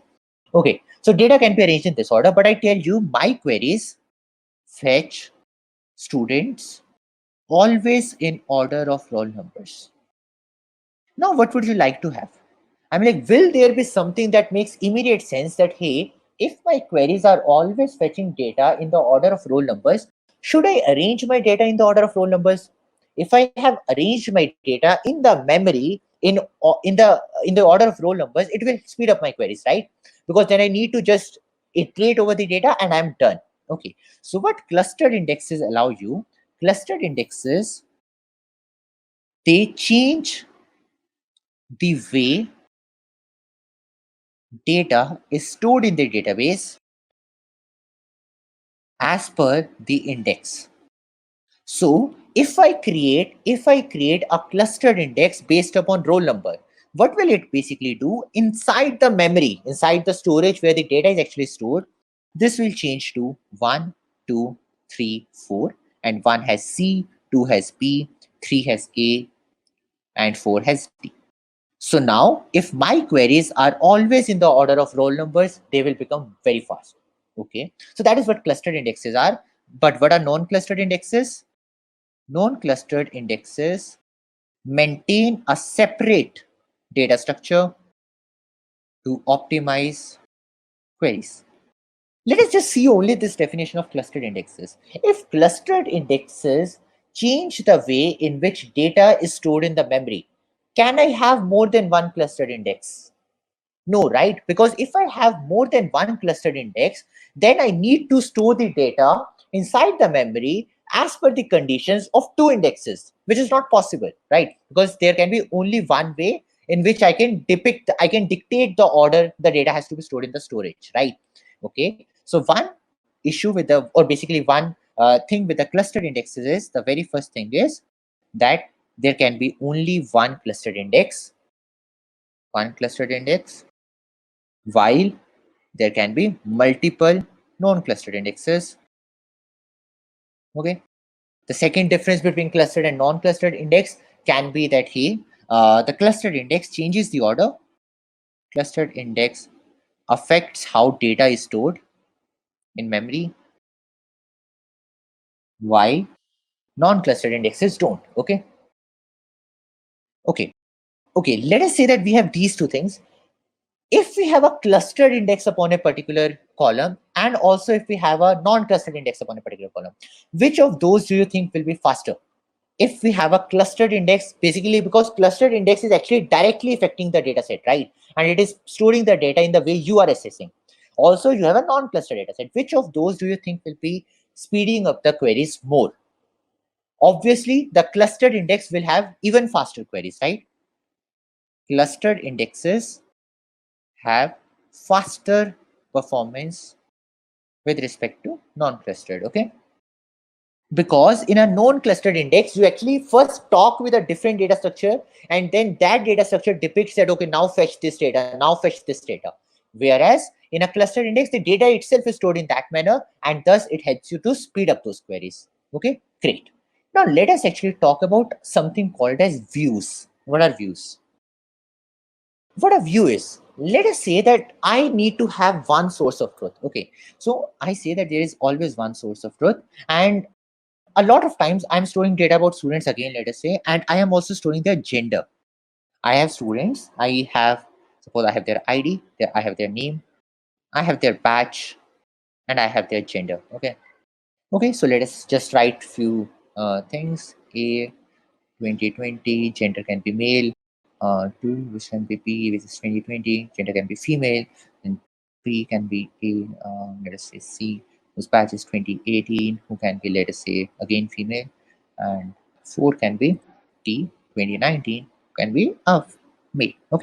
Okay, so this is the data that we have. Okay, now what I tell you that there is one person in my university who ensures that whose job is to ensure to do data analysis upon the data of females. Okay, suppose her job is that, okay, let me actually analyze the data of females, do some operations with it, try to find out some information from it. Okay, how can I ensure that the repeated task of that particular employee in my company, whose task is only to just do multiple queries upon the data of females? Okay, so this is students.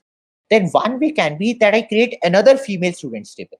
So one can be that I create another female students table, and that female students table will be like this: name, batch, gender, and then there will be 2B 2020 female, then there can be 3C 2018 and female. That is one way in which you can do that. Do you guys realize that there is some issue with this? There is some issue in which the data is being arranged here. The issue with that is, now if a new student gets added, suppose there is a new student that gets added whose ID is, let us say, 5, name is E, batch is, let us say, 2019, and she is also a female. Now we don't just need to put the data here, but we also need to put this data here. Okay, and if by mistake you forget to put this particular data at this side, then the employee whose job was to ensure the data, like to do some operations or analysis over the female data, will go wrong. Okay, so what would you ideally like to have? You would ideally like to give the employee who is working upon the female data a subset view over the students data, right? That, hey, he can see what is the data of students, but only that subset of the data of students where the gender was female, right? That makes sense. How can we do that? We can do that by creating a view. So a view is nothing but a select statement, that that gives an intuition of a different table,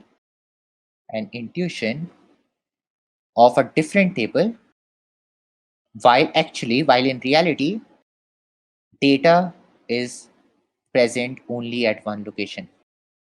Let us see how this works. Like, suppose we have this data only, then what will a view do? A view will actually, let us say that this is, it kind of like is a camera over that thing, that, okay, it allows you to see this thing but with a filter. So here, this view is, let us say that the female students is no longer a table, but female students is a view. This view behind the scene is just running a select query, which is just selecting those students from the students table that have gender as female. But the employee whose task was to work upon female students can now use it as she would have instead used a female students table. That is what a view does. So view basic. And now what would happen? Now if you ever do a write here, now if you add a new thing, you just need to add it here. As soon as you add it here, this view will automatically get updated because there is only one single source of truth. Okay, awesome. Now let us discuss some of the how can we do the where clause? Okay, we have a where clause, right, that we have discussed. One way in which we have used the where clause till now is using equal to's, right? Using directly checking for equality or checking for less than equal to and all those things. Let us discuss something called as wildcard patterns and other things that you can use in the where clause. Okay, so where clause, let us say pattern matching. Okay, so in where clause pattern matching, let us discuss different kind of things that can happen. The very first thing is wildcard patterns.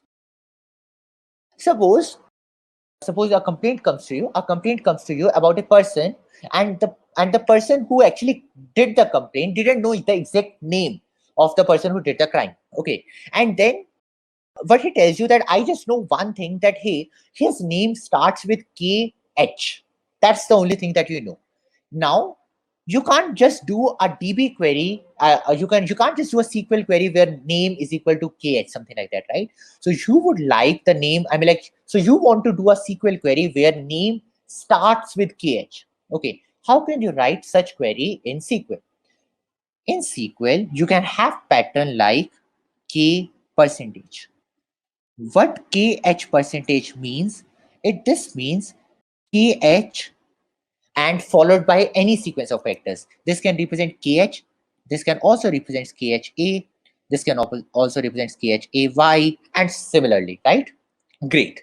So this is what a percentage or a wildcard pattern is. So how will you use this wildcard pattern? Suppose the task that is given to you is find all students whose name begins with KH.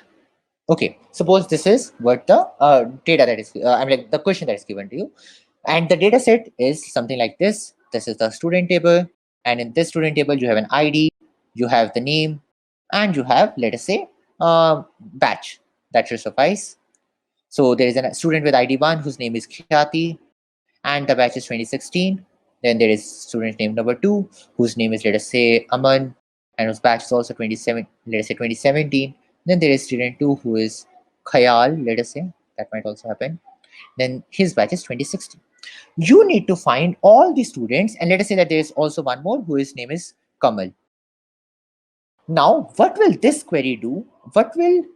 So we need to find all those students whose name starts with KH, right? Whose name starts with KH. So that means we need to return this, we need to return this, and that's it. Okay, we don't need to return this because this starts with KA. So what SQL provides you? The SQL provides you first the wildcard pattern, and the second thing is a like statement, is a like keyword. So you can write thing like that, hey, select star from students where name. See, when we actually know the exact name, we use the equal to sign, right? But now we don't know the exact name. So instead of equal to sign, we have to use like, where name like, and then I will say KH percentage. I hope that is clear. Okay. Now, rather than finding all the students whose name is KH, I tell you that, hey, the question is changed, but I need to find all those students in between their names. Suppose A and AMA is coming. Suppose I need to find all the students that have AMA in their name, anywhere in their name. I mean, like, it might not be the starting characters, it might not be the ending characters. What can be a real world use case? Suppose what do we say that, okay, I mean, like, an examination is going on, and the invigilator finds a chit, and the invigilator finds a chit. On that chit, the name of a person was written. It was AMA. Now the invigilator wants to know who might be the students, who would have done, whose chit that might be. Okay, so now you need to find all those students that had AMA in their name. How can we do that? To find all those students that had AMA anywhere in the name, we can write percentage AMA percentage. So what this percentage symbol is representing, basically, if we see from this particular thing and from this particular thing, is any sequence of 0 or more characters. Okay, so this percentage AMA will match Aman. This will also match Naman, but this won't match Amit. Okay, so what can we do? We can just write a statement, select star from students, where here we wrote where name like this. So here we can write where name like percentage AMA. Now, we had also discussed a thing like, I mean, like, in the very beginning of this video, that if we want to remove a subset of the queries from my statement, right? So I had used a not keyword, right? I had used a not keyword. What this not keyword allows you to do, this not keyword allows you to omit those results present in something else. So let us say that my just query just changed. I somehow know that, okay, the person who had did this, the person who did this thing, his name just doesn't have AMA. That's the only thing that I know. Okay, then what can how can I find all those students that how can I find all those students that didn't have AMA in their name? I have to find all those students that didn't have AMA in their name. I can just use this not keyword. I can say select star from students where name. First we were doing where name like. Now we don't want the name to be like something, right? So we can say where name not like percentage AMA percentage. So if we run this query, this will return Amit, but this won't return Aman. Okay, now we have discussed three things. We have discussed percentage at multiple places. We have also discussed not. There is also a specific sign, okay, a wildcard for a specific position. That is nothing but the underscore sign. Okay, what it says, suppose I want you to find all those people, all those students, the third character in whose name was, let us say, M. Okay, so if I only want you to find all those students, the third character whose name was M, but anything else can be anything else. Okay, so I want to return Naman, and I want to say, let us say that there is something called Lambot. I need to return this as well. I need to return this as well, but I don't need to return Amit. Okay, suppose this is what I want to return. Okay, so how can I do that? I know that the first two characters can be anything. The first two characters can be anything. Then there should be an M. Then there can be any number of remaining characters. Okay, if I write percentage M percentage, will this work? No, this won't work. Why will this not work? Because this will also return Amit. Because Amit also satisfies percentage, M, and all this as percentage. So what can I do? I can say that the first two characters should be underscore. So underscore matches any character, any single character. Okay, so first two characters should be underscore, then there should be an M, then there should be percentage. What this means is that the first two characters, so that numeric value, that there should be a percentage, then there should be an M, that should be a percentage, that is fixed. So I can find all those students who had the third character as M by something like select star from students where name like slash underscore underscore M percentage. Okay. Now let us take talk of another question. Let us talk of a question where I had to return all those students whose name had more than four characters. I had to return all those students whose name had more than four characters.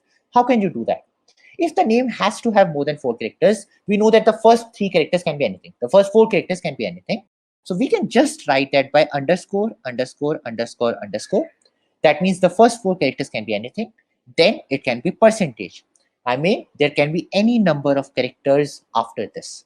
So a query to select all those students who had name greater than four characters can be something like select star from students where name like underscore underscore underscore underscore and percentage. Okay, so that was in wildcard pattern searching of strings in a database.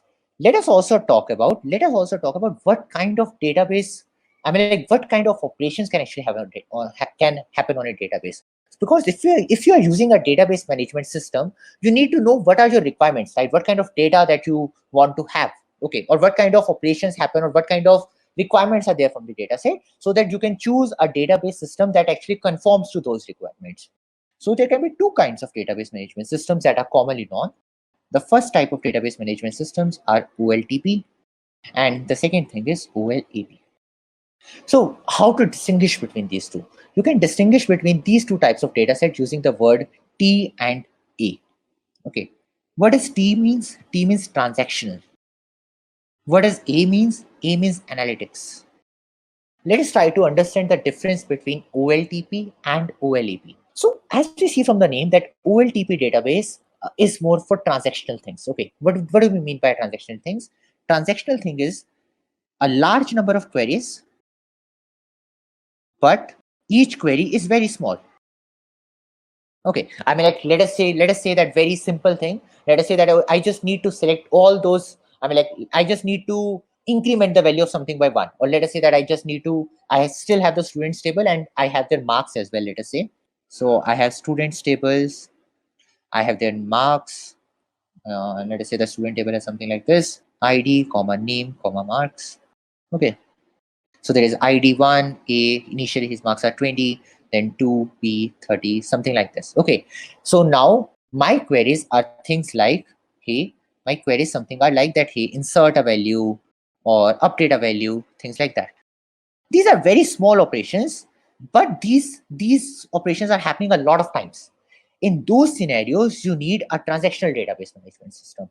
So what that transactional database management system will need to do, it should have actually a very fast response time. You will be very sad if just to create a like, if just to submit a like, it takes a lot of time for the Facebook's database system to actually store that like in the DB and return you that, okay, you have liked that post. Okay, let me actually just tell the full form of these things. OL stands for online and P stands for processing.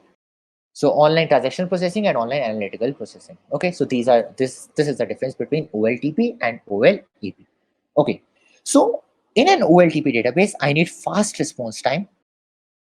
Okay, so my CPU requirements are not that much, but I need to be able to serve a lot of requests in very fast. Okay, so normally OLTP databases are actually distributed. Okay, because you need to serve a lot of requests or so lot of parallel requests which are normally short, so you actually distribute your load. Whenever you actually have to have a lot of small queries, the best way is that you distribute those things and have multiple different computers handle it rather than having a vertical scaling approach. Okay, whereas consider you are a company, consider you have a database of a lot of users being stored since long. Okay, and then every 2 months or every 1 month at the end meeting, you do a very big processing over those database. You try to find all those users who had posted more than X messages, or you find all those students who had actually attended more than 5 classes, and then who had actually also solved more than X contests and solved those things. Okay, so in online analytical processing, these databases are useful for business analytics and intelligence.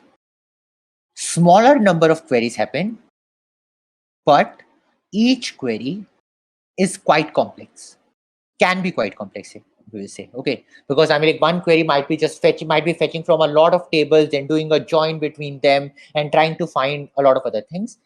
Also, in OLAP database management systems, other things that are actually, I mean, like, if you're doing a business intelligence, visualization becomes very important, right?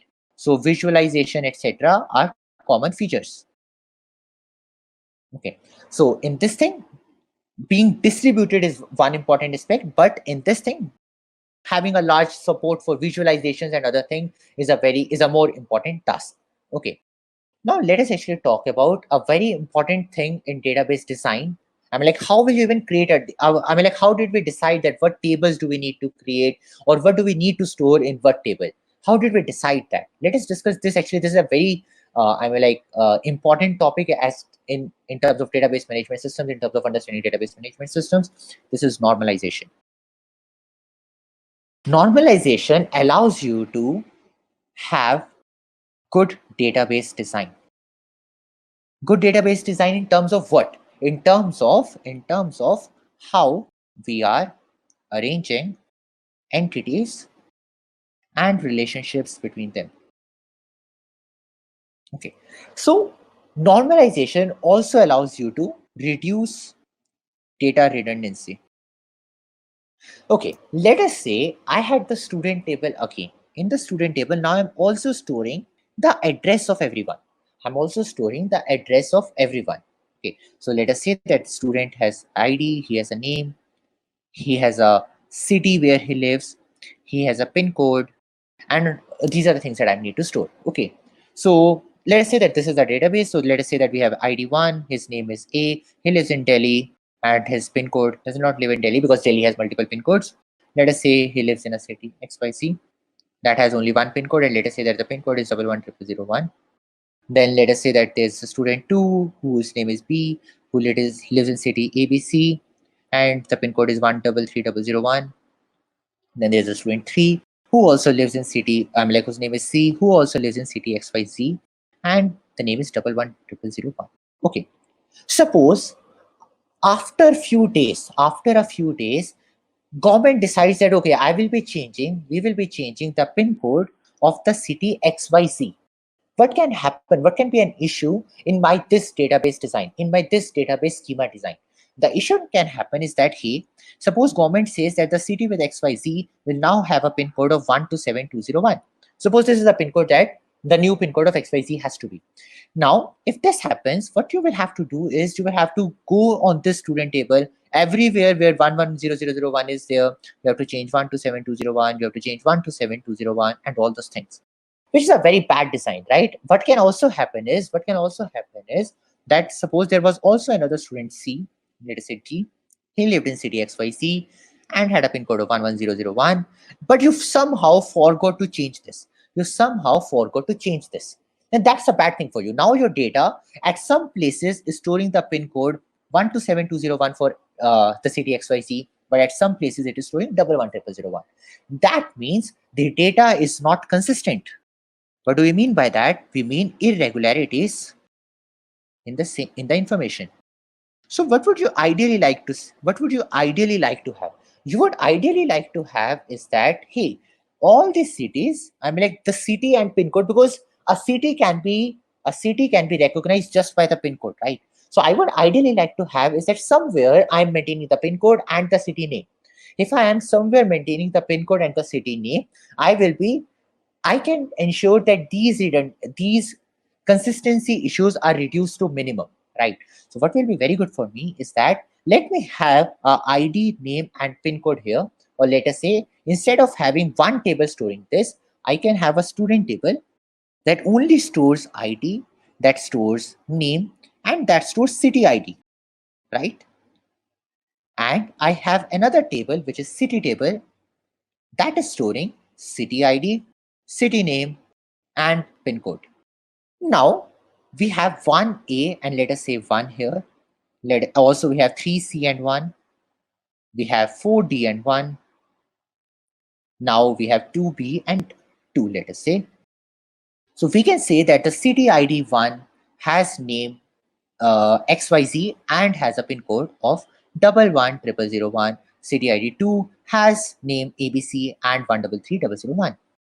So now if government decides to make the change, you only need to make one change, that is here. And this thing will automatically conform to new changes that happened here, right? So this is the advantage that you get by making your designs of databases very good. Okay, so these are known as normalized databases. Okay, but how will you decide that there is a need to improve the database design? Let us discuss normal forms for that.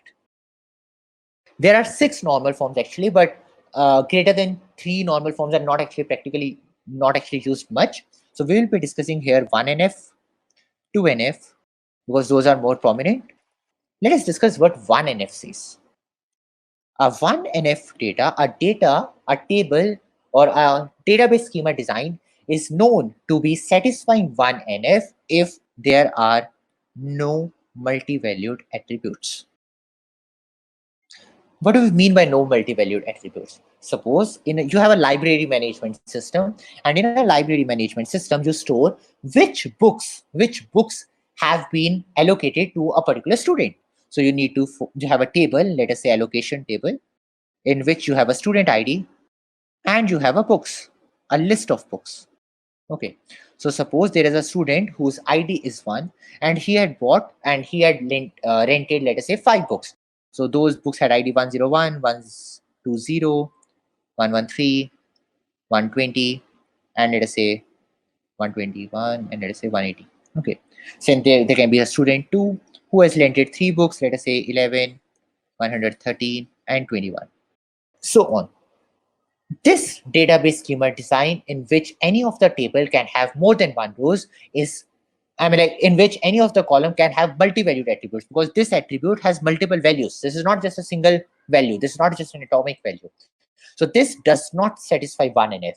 So how will we convert this data into 1NF form? How will we convert this data into 1NF form?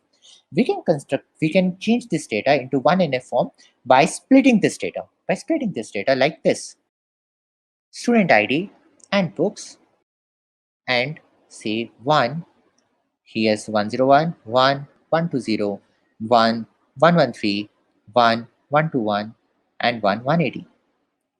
Similarly, 2 has 11, 2 has 113, and 2 has 21.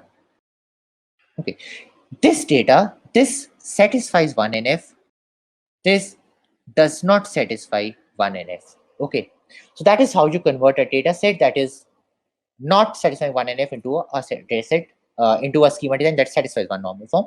Let us discuss about second normal form as well.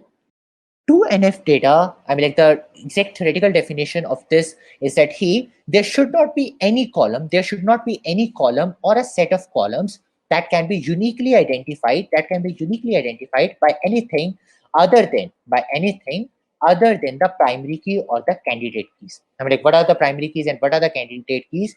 We will discuss in a moment. But let us take care of this thing. Let us see the example that we had here. Let us see the example we had here. What was the primary key of this table? Let us firstly define primary key as a row, as a column value that has to be unique. For any record in the table. So, for example, if we see, the ID has to be unique. I mean, like, no two students can have the same ID. That is the main source of distinguishing between any two records. Okay. So what it says is that, let us see this pin code and this city thing. Do we think here that pin code actually doesn't need this ID to be uniquely identified? Pin code can be uniquely identified if we just know the city. But city is not the primary key, right? I mean, like, pin code can be identified by the city, but city is not the primary key. That means there is a subset of columns in my schema design that can be uniquely identified without even the primary key, which is ID.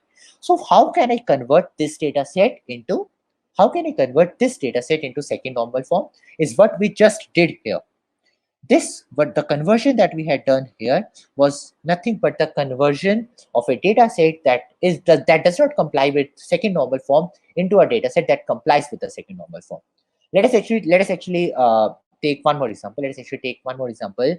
In which we can do that. Okay. Suppose, let us say that this example is actually present also on the interview practice forum of this.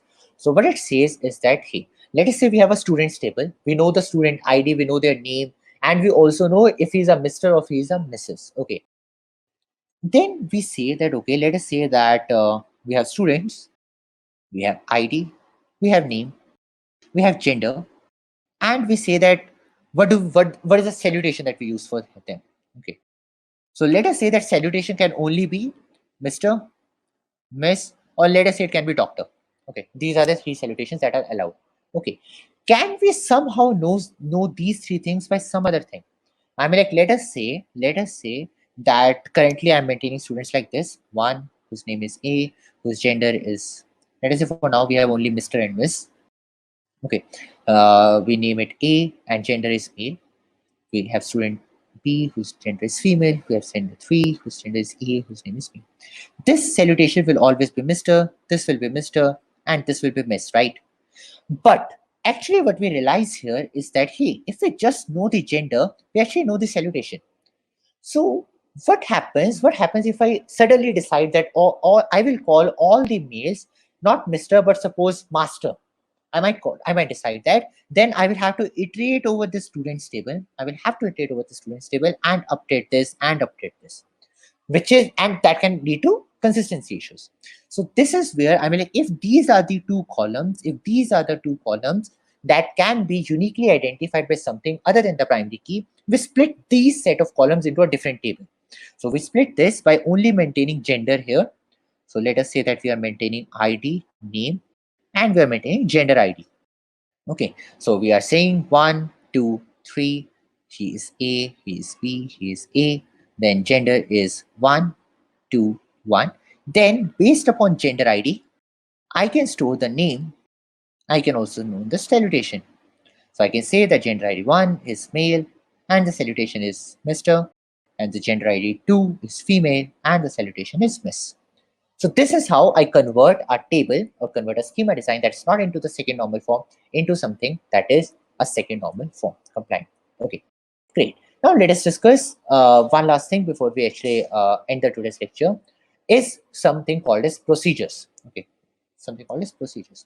In normal functions, when you would have, I mean, like in normal programming that we do, we don't just write code sequentially, right? We don't write code sequentially, but we actually make our schema design procedural, right?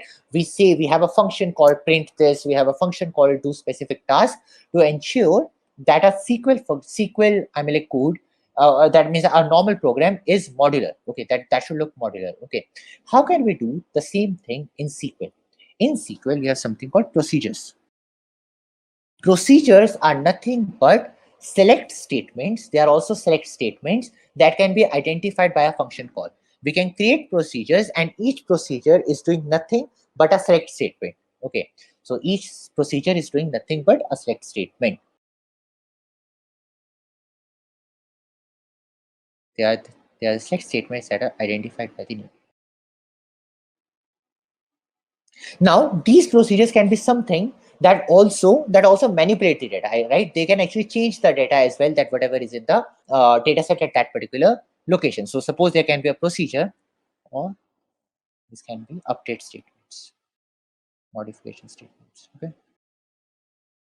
So example, the one example for that can be, suppose this was the thing that happened, that hey, you decided to call all maize master. Okay, suppose you decided to call all the maize master. Now what you will do, you can write a procedure, which is called change salutation. It can take in gender and it can take it new salutation, right? And then this recursively runs the SQL query and then changes it. Okay, now when we are actually discussing this, let us actually discuss what kind of SQL statements we had, that we had. And let us actually parallelize its intuition with how you build a house. When you are building a house, what are the things that you need to do? Okay, I mean, like when you are building a house, first you need to decide that, okay, how will my house look like, right? How will my house look like? So that is basically definition. Okay. Then the second thing can be who will live in the house, right? Who will live in the house? Okay, what can be the other things? The other thing can be you put something in there, right? You actually put some value there or put some data here and all those things, right? So the other type of queries can be that hey, you manipulate or you change the design, that you say that okay, I will put one more thing in the kitchen or I will do these things. Okay, so those can be what we say controlling it, or we can say it as modifying it or manipulating it. Okay. And what can be the fourth kind of thing? The fourth kind of thing can be that hey, you have manipulated, you have queried, you have I mean, like you have defined the thing, you have queried, you have manipulated. You also say that who is the control, who is going to control the thing, I mean, like who has what assets. So these are the four things that are actually I mean, like in SQL, these are the four kind of statements that exist. The very first kind of can be data definition language. These statements allow you to define how my data is going to look like, that okay, this is going to have something like this is going to have something like these statements are create and all the statements. Okay, these can be create, these can be drop, these can be truncate. Actually not truncate is not actually a data definition language. Then the second thing can be query. For querying in a database, what are the statements that we had actually used? One most prominent statement that we used for query in a SQL database was select.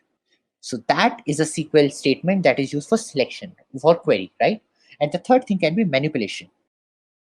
These manipulations can be insert, update, and all those things, right? Insert this, do this, and all those things. Okay. What is one more important thing? One more important thing is who actually has access. Who actually has access to my table? Because data is very private, so you can't give the access to everyone, right? So you need to have some kind of control of who has access to the data. So I mean, like in a SQL, the database administrator actually gives you a control that, okay, there is a user this who can actually create, I mean, like who can actually write to this data, or this user cannot write to the data, but he can only read. So these control statements can be grant and revoke. So in a SQL, all the statements can actually be segregated into these four things. There can be a definition statement, which can be creating, dropping. This can be querying, which can be like select. This can be manipulation, inserting something or updating something. And these can be controls. These controls are allowed, I mean, like these control statements are there to, I mean, like give some read rights, read rights, or only write rights, and all those things to the database management system. Okay, so these are the four things that are there in this. Now let us actually discuss some, I mean, like some tricky kind of thing. Let us discuss one tricky question that is normally asked in a database interview, and then we will. But the question is that, hey, you have to create a new table, with structure, with exact data structure of another table.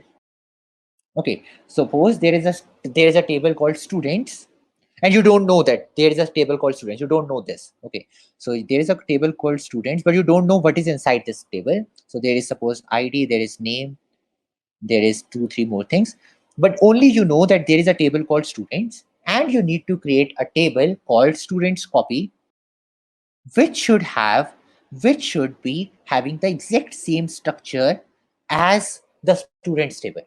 Without knowing that, what is the structure of students table, how can you do that? So this is actually a very tricky question that is normally that can be asked. So what this, I mean, like, how can you do this thing? Anyone has any ideas here? Let us try to see what a select statement was doing. Select statement actually returned me whatever the data was present in my table, right? So if I don't know students table, at least I can run this select query to get the data in that form, right? So I can still get select star from students. Okay, but then what will I do? Now I at least know that what is in the data. I mean, like, what is the structure of students table? But what should I do now? I mean, like, what can I do? I need to store whatever was the structure that came from here into some other table, right? So SQL allows you another keyword, which is into. I say I select star into student copy from. Now where am I selecting from? I'm selecting from students, right? Okay. What will this thing do? What will this statement do? If my statement is only this particular thing, what is it this going to do? Into does nothing but copy everything that was in the first table as it is to the next table. Okay. So for example, if students table had 1, 2, I mean, like 1A, XYZ, 2B, ABC, and 3C, DEF. Okay. So this statement, I mean, like, this is the students table. This statement will actually just copy everything as it is into the students copy table. Okay, but I don't want the data. I only want this structure. How will I do that? I can say, I mean, like, because I have written a select statement, then I can have a where clause, right? Okay, I will have a where clause, but what to put in the where clause? I need to put something in the where clause such that none of these rows actually get carried forward here. So I mean, like, the statement should be something that is always false, right? That is always false, so that nothing from here gets carried forward here. So what can that statement be? I mean, like, one very hacky thing is where 3 is equal to 4. This statement can never be false, right? This statement will never be true. This is always false. So select star, when the select star thing gets the table structure, it creates a new table, student copy, because you are putting into here. So it creates a student copy, but because the where clause was never satisfied, we actually never put anything there. Okay, or actually we could have done where 0 or where false. That would have also worked perfectly. Okay, great. Now let us actually discuss some of the aggregate functions of the in SQL that are present in the SQL, because that is something that people tend to miss out because I'm like, otherwise you have to see the documentation. Let us quickly discuss that, and then we will be ending the today's session. So let us discuss aggregate functions in SQL. Okay, so let us just list them down, and let us see what those are. The very first function can be average, avg. So this function takes in a list of values. This function takes in a list of values and returns the numeric mean of them. Okay. One more function that we had actually discussed in the beginning of the lecture, in between the lecture, was a count, right? Count statement returns just the number of rows or the number of records that are satisfying that particular statement. So if I just do select count of star from students, what will this do? I'm saying the count statement just returns the number of records that satisfy my select statement, right? So if I have select and I'm saying select everything from students, so what is the count of everything? This is nothing but number of students. So one hacky way to get the number of records that you have is just select count star of students. That was perfectly fine. Okay, let us discuss other functions. That is min. Min also works upon a type of data. Then there is max. Because there is average, then obviously there also has to be a sum. There is first and last. What are the first and last doing, by the way? I mean, like, people tend to get confused by first and last. What is the, I mean, like, how are they going to be decided? They're going to be decided by the order in which the rows are returned. So the first will return the first element in the order in which select statement would have returned the values. Are null values counted? Yes. I mean, if the whole row is null, but it is still present, so yes, that will be counted because that record is still there, unless you have maintained primary key constraint, in which that case it will anyway fail, right? Yeah. So similarly, the last fetches the very last particular record for that particular element. Okay. When we were in the middle of the lecture, what we found about that? What did we observe about these aggregate functions? These aggregate functions allow you to group by. I mean, like, they are used with group by and having, right? So these are the aggregate functions. When you aggregate upon something, when you are doing an aggregate. So let us say I am going to take average of all males. Suppose the question that comes to you is that, hey, given a student table where student table is something like ID, name, gender, and score. Okay, you have to return average of males and females respectively. Okay. So the very easy question, very easy version of this is that, hey, I just need to return the average of all the students. In which case you can just do select average of score from students. But now you have to select average of males and female in different groups. How will you do that? In that case, you will have to group those students by their gender, right? You will have to group the students by their gender. So you will still have to select average of score from students. But now all the students are not one group. All the students are not one single group. There are multiple groups. And how are those groups being made? Those groups are being made by their gender. Okay. Select average of score from students, group by gender. Okay. So this is how the group by statement comes into effect. I hope that is clear. Okay. Now let us actually discuss these are the functions that are aggregate functions. These are working upon a set of data. There are also other functions. I mean, like, many people feel that, okay, it's very difficult to, it's normally a better choice to use a programming language along with, like, SQL. Otherwise, it's difficult to write a lot of things. But actually, SQL has inbuilt scalar functions. So what are those scalar functions? These take in one value and return one value. So basically, like in multiple programming languages, suppose you have a capitalized function, right? Suppose, like, let us say in Python, you have a capitalized function. Actually, let us write those functions in SQL only, so as to not confuse people. So let us, in SQL, there is a function called uCase. If this function is nothing but this takes in a string and returns uppercase version of the string. Similarly, there can be lowercase as well. Okay. Then there are multiple other functions. There are concatenation of different strings. Then there are some mathematical functions which are actually useful. These are rand for random. Then there are round. One of the most important functions that I've actually personally used in my, in real life environment is the timestamp functions. So if you are working with, let us say, data warehousing solutions like Redshift and all those things, timestamp SQL functions are very actually useful. So these can be like to timestamp. Then there can also be now function that returns the current date and time.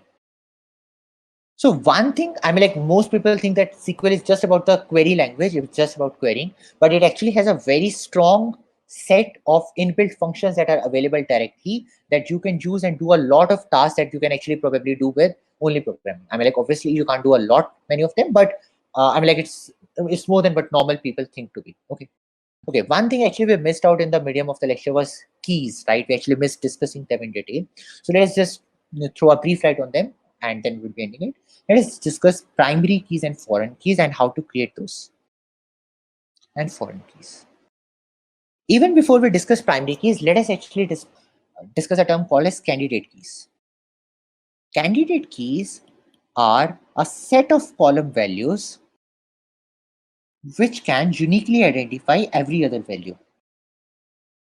Select a set of columns, actually set of columns which can uniquely identify every other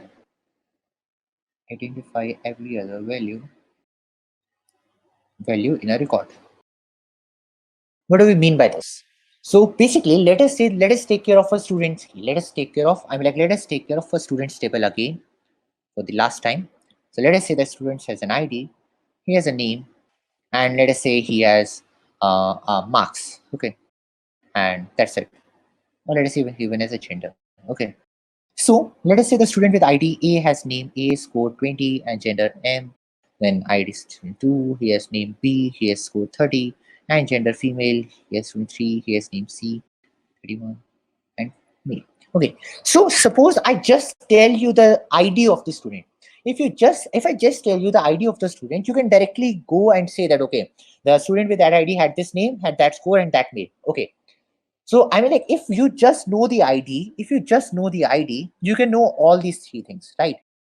Let us only consider this table, the current values in this table. Do you think in this current value, name will also be uniquely able to identify all the other attributes?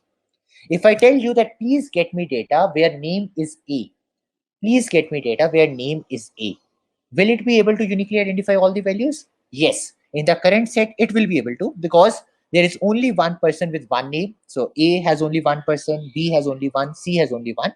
So if I only know name, I can directly get the score, I can directly get the gender, and directly get the ID. Is gender enough? Is gender enough to get the data? No. Gender is not enough to get all the other values of the data set, because there are multiple people who have the gender male but have different name, different ID, and different scores. So the columns, that is for this example, name and ID, that can uniquely identify every other values are candidate keys. So candidate keys can be a single column or a set of columns.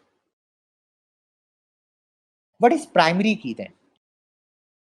Primary key is the key that the DBMS uses to uniquely identify a record. Okay.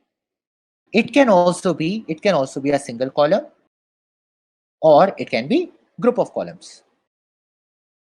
Okay, so let us see the student and books table that we had actually written above, right? Above we had actually written a student table where what we had was that, hey, which student has rented which books. So there we had a student ID and book ID, right? So if student 1 had taken book 201, he had taken book 202, he had also taken book 203. Then student 2 has taken book 101, he had also taken 202, he had also taken, let us say that there is a student 3 who has taken 203. Suppose these are the students and this is the table. What do you think can be a primary key of this table? Can it be only student ID? Can it be only student ID? No, because There is no, I mean, like if I just tell you student ID, you can't uniquely identify the value. This student ID is associated with this book ID. I mean, like there is this thing. This is also associated with this. This is also associated with this. So basically, primary key can be set. Can be the. I mean, it can be the set of columns whose value, if you know, you can uniquely identify a row. You will definitely. You are guaranteed to return a single row. Okay. So for this particular table, the primary key will be student ID, comma book ID. Both the columns together constitute the primary key. And let us actually discuss how will we create a primary key. I mean, like in a SQL statement, how will we create a primary key? To create a primary key, you can either do the very first way which you can do that is while creating table. So while creating table, you can do create table. You tell the name of the table. Let us say that the name of the table is students. You create table students. In this table, we are actually maintaining student ID and book ID. Let us talk about this thing. Let us say here we maintain the ID as this. Okay. So when we create a table, we have to tell what is the name of the column. And then we also have to tell what is the data type of that column. So let us say that ID is an integer. Okay. And I mean, like, let us for now keep it as it is. Then we say that, okay, we are also storing a name. Name is nothing but a string, right? In SQL, a string is a varchar. It's a variable character of how many characters max? Let us say it's 255. So at max, that can be 255 characters. And then here we have, let us say, score, which can also be an integer. And let us say we finally have a grade. I mean, like, let us say we don't have a gender for now. Okay. Then we have to decide the primary key. So we can write primary key, and in the parenthesis, we set what that primary key is. Okay, that is one way.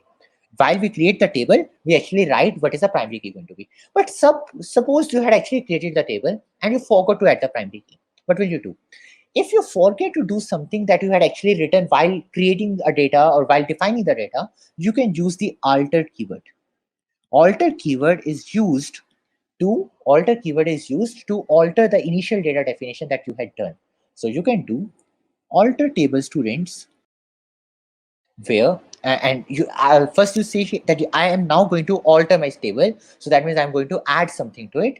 What I'm going to do, I'm going to add primary key, and that primary key is going to constitute only ID.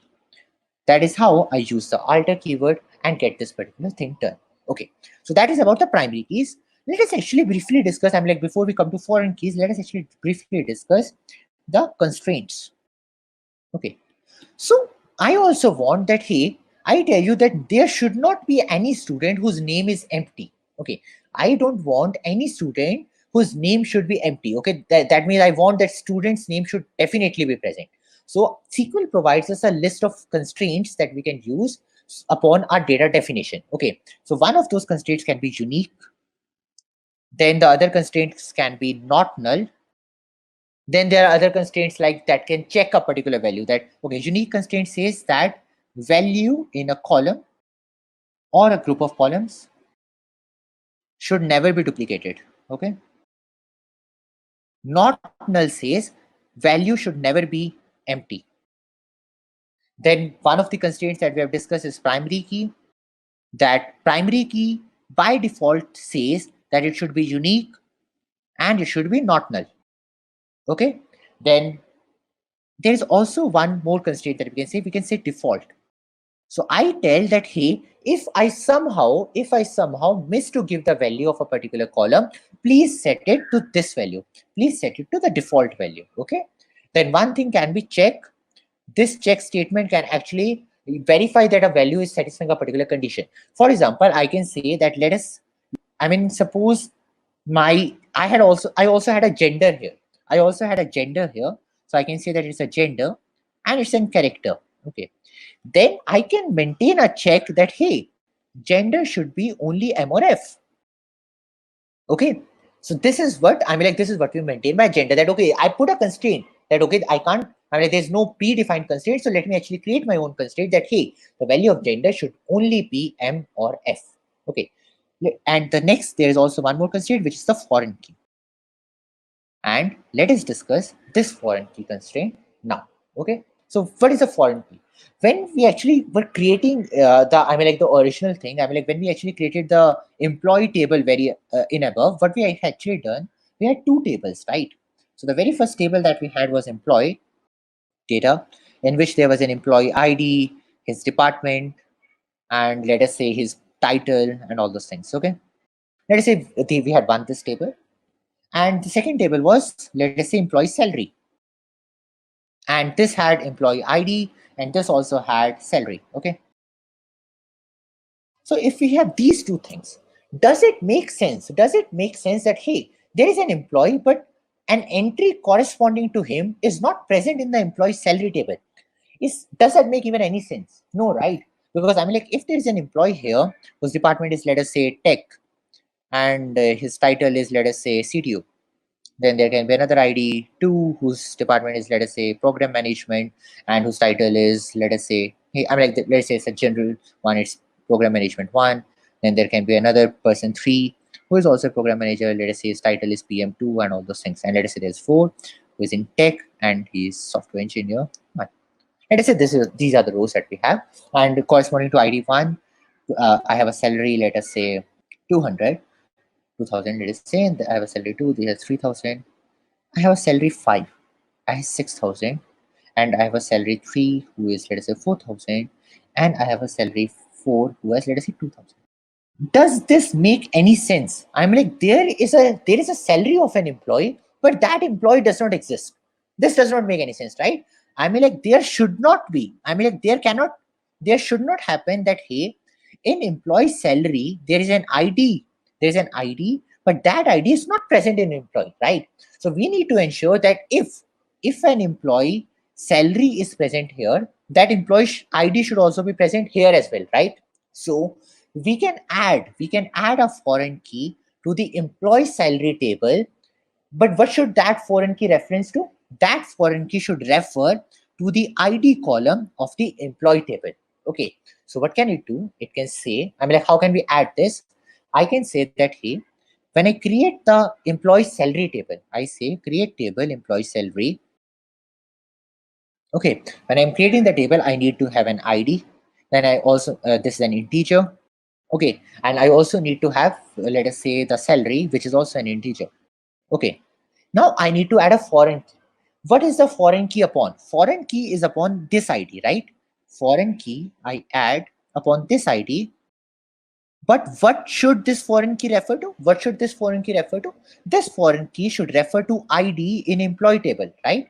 So I say foreign key ID references, this references employee ID. Okay, so this is how I create a foreign key. If I forget to create foreign key, I can just, I mean, like we add primary key later, we can do alter table foreign key, alter table employee salary, alter table employee salary. And then what I do, I have to now add a foreign key, right? So I add a foreign key. I add a foreign key upon which column? I add a foreign key upon the ID column, and this references employee ID. Okay. So this is how I can add a foreign key later as well. Okay. By the way, I mean, like, anytime when we have to do a modification to the data, whenever we have to do any modification to the data, we actually have to use this alter command. This alter, as we know, is a data definition thing, and this can actually, I mean, like, alter the table, alter the definition of the data. This allows you to do that. Okay. Okay. Finally, I think there is one more confusing thing that I actually saw someone in the comments. What is the difference between drop, delete, and truncate? What is the difference between these three things? I mean, like, these three things in English wise mean the same thing, right? These three things mean the same, that, okay, you are deleting something probably. Okay, but is there any difference between these things? Why does SQL has these three things? I mean, like, why? Okay, so the difference between these three things is that, hey, delete is used to delete a row from a table. Delete is just opposite of select. Okay, in select statement, you select some set of tables to view, but in delete command, you select a particular set of records to remove them from your SQL table. Okay, so I mean, like, what you can do is, suppose you have to delete all those students. I mean, like, suppose your university decides to remove all the students who had less than 40 marks. So what, less than 40 scores. So your university can do delete from students. Okay, then you can use everything here where what you use in select statement. So you can use everything here. So you can select where, let us say, score is less than equal to 40. This will do what? This will just remove every data from the student table, from the students table that had a score in which a student existed who had a score less than equal to 40. That is a delete command. Then there is also a truncate command. What this truncate command is used to do, this deletes all the rows. This deletes all the rows. But table is still there. But table and its definition, constraints, everything is there. Definitions, constraints are still there. And then the final thing is drop. Remove every existence of the table. Okay, remove complete existence of the table. So let us actually give you an intuition of this with a diagram. Okay, suppose we had a table like this, in which we have an ID, in which we have a score. Okay, let us say we have an ID 1 whose score is 50, ID 2 whose score is 60, ID 3 whose score is 20, ID 4 whose score is 10, ID 5 whose score is 70. Okay, let us run 3 commands here. Let us run, and this is ID and this is size. Okay, this is suppose the table, and let us say the first command that we run is the delete from students where score is less than equal to 40. What will this return to? This will change it to ID and score, and this has 150 because this is there, 260 and 570. Okay, other things will get deleted. You do truncate. If you do truncate, you are only remaining with ID, score. No data is remaining. Okay, nothing else is remaining. And if you do drop, nothing is remaining. I mean, like, there is complete empty thing. Nothing is remaining. Yes, Rahul, where clause can be applied in delete. That is what we have written here, right? Yeah. So let me actually give an example of how to write the truncate command. To completely remove the students table, you can do truncate table. I mean, like, to truncate all the data that is there in this. So you can do truncate table students, and to remove the students, I mean, like, to go into this thing that there is no existence of students table at all, you can do drop table students. Okay, so they completely remove the data, or the second thing, the drop table actually completely removes the whole existence that is there of that data. Okay, yeah, so that's all that I had from my side today. I hope you liked the session. It went for around 2.5 hours. So yeah, thank you for being a very patient listener. And okay, and by the way, guys, I mean, like, we have actually a very I mean, like, all these things we have actually written into a well-defined article as well on the InterviewBit platform. So that is present on this particular link that I just pasted on the chat. So please, I mean, like, if you want to practice all these SQL statements, you can actually write those SQL statements there and see if the SQL code that you wrote was also good. Okay. Yeah, awesome. Have a good night. Please stay safe and stay healthy.